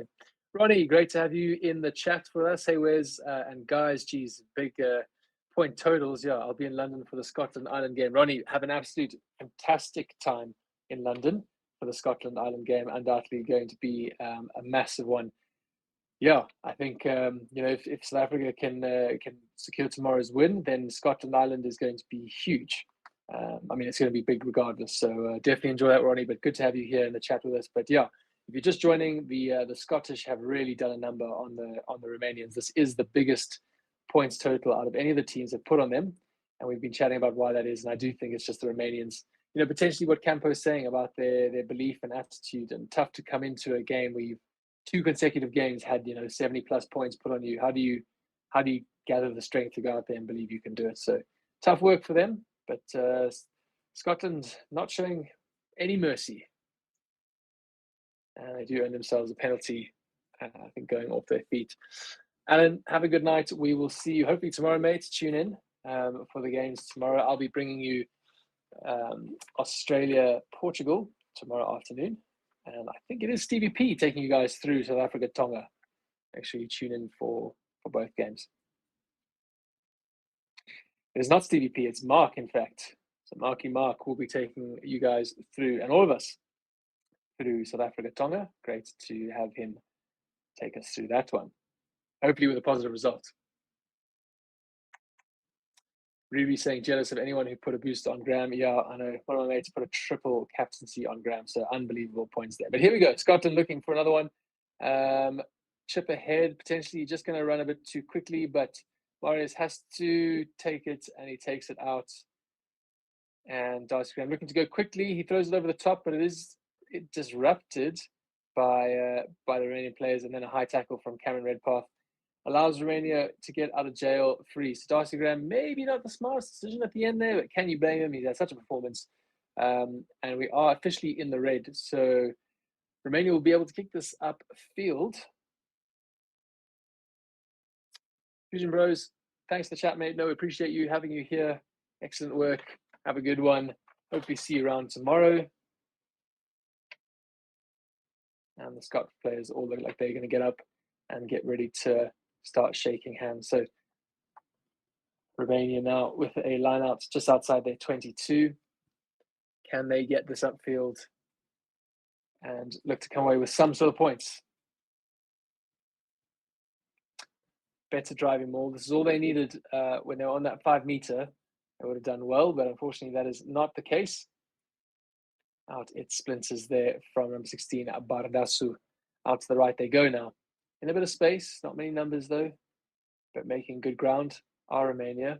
As I said, clock is in the red, so any mistake now, that will be the game. Out they come to the left-hand side now. Bit more space, bit more numbers, but it is taken into contact by Stratilia. Around the corner does see the go. Kept just inside the field of play.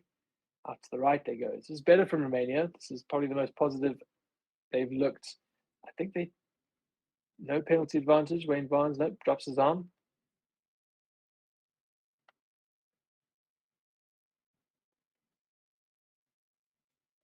And they come to the left again. Step inside there from Nicholas on Utu. And to the right they go. Again, phase 8, probably one of the highest phase plays Romania have had the whole game, and they're just coming in the dying minutes, well, the dead minutes really. We are now 82 minutes into this game. They must be exhausted, but Romania still showing great resilience here to carry on, making meters up the field, and that is then ultimately knocked on. But it is a penalty, and I wonder, no card, just Wayne Barnes indicating a penalty there for the deliberate knock-on. Tough one that. Did look like a genuine attempt to grab the ball. I do see lots of players going down with cramp though. Who can blame them?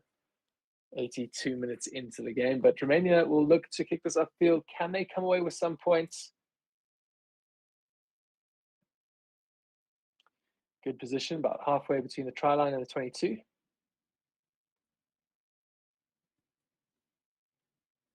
Good, as I said, good resilience shown by the Romanians. Tough day in the office. Can they come away with crossing over the try line, getting onto the scoreboard? Interesting, both sides conceding 10 penalties. So 10 penalties each. So not great discipline by either side, but obviously more cynical of the Romanians with those 3 yellow cards. But Scotland will look to lower that penalty count here. Right, about, what do we think, 10, 11 meters out. They go over the top. It's not backwards. It's still backwards. Boldor has to clean up. Very scrappy ball.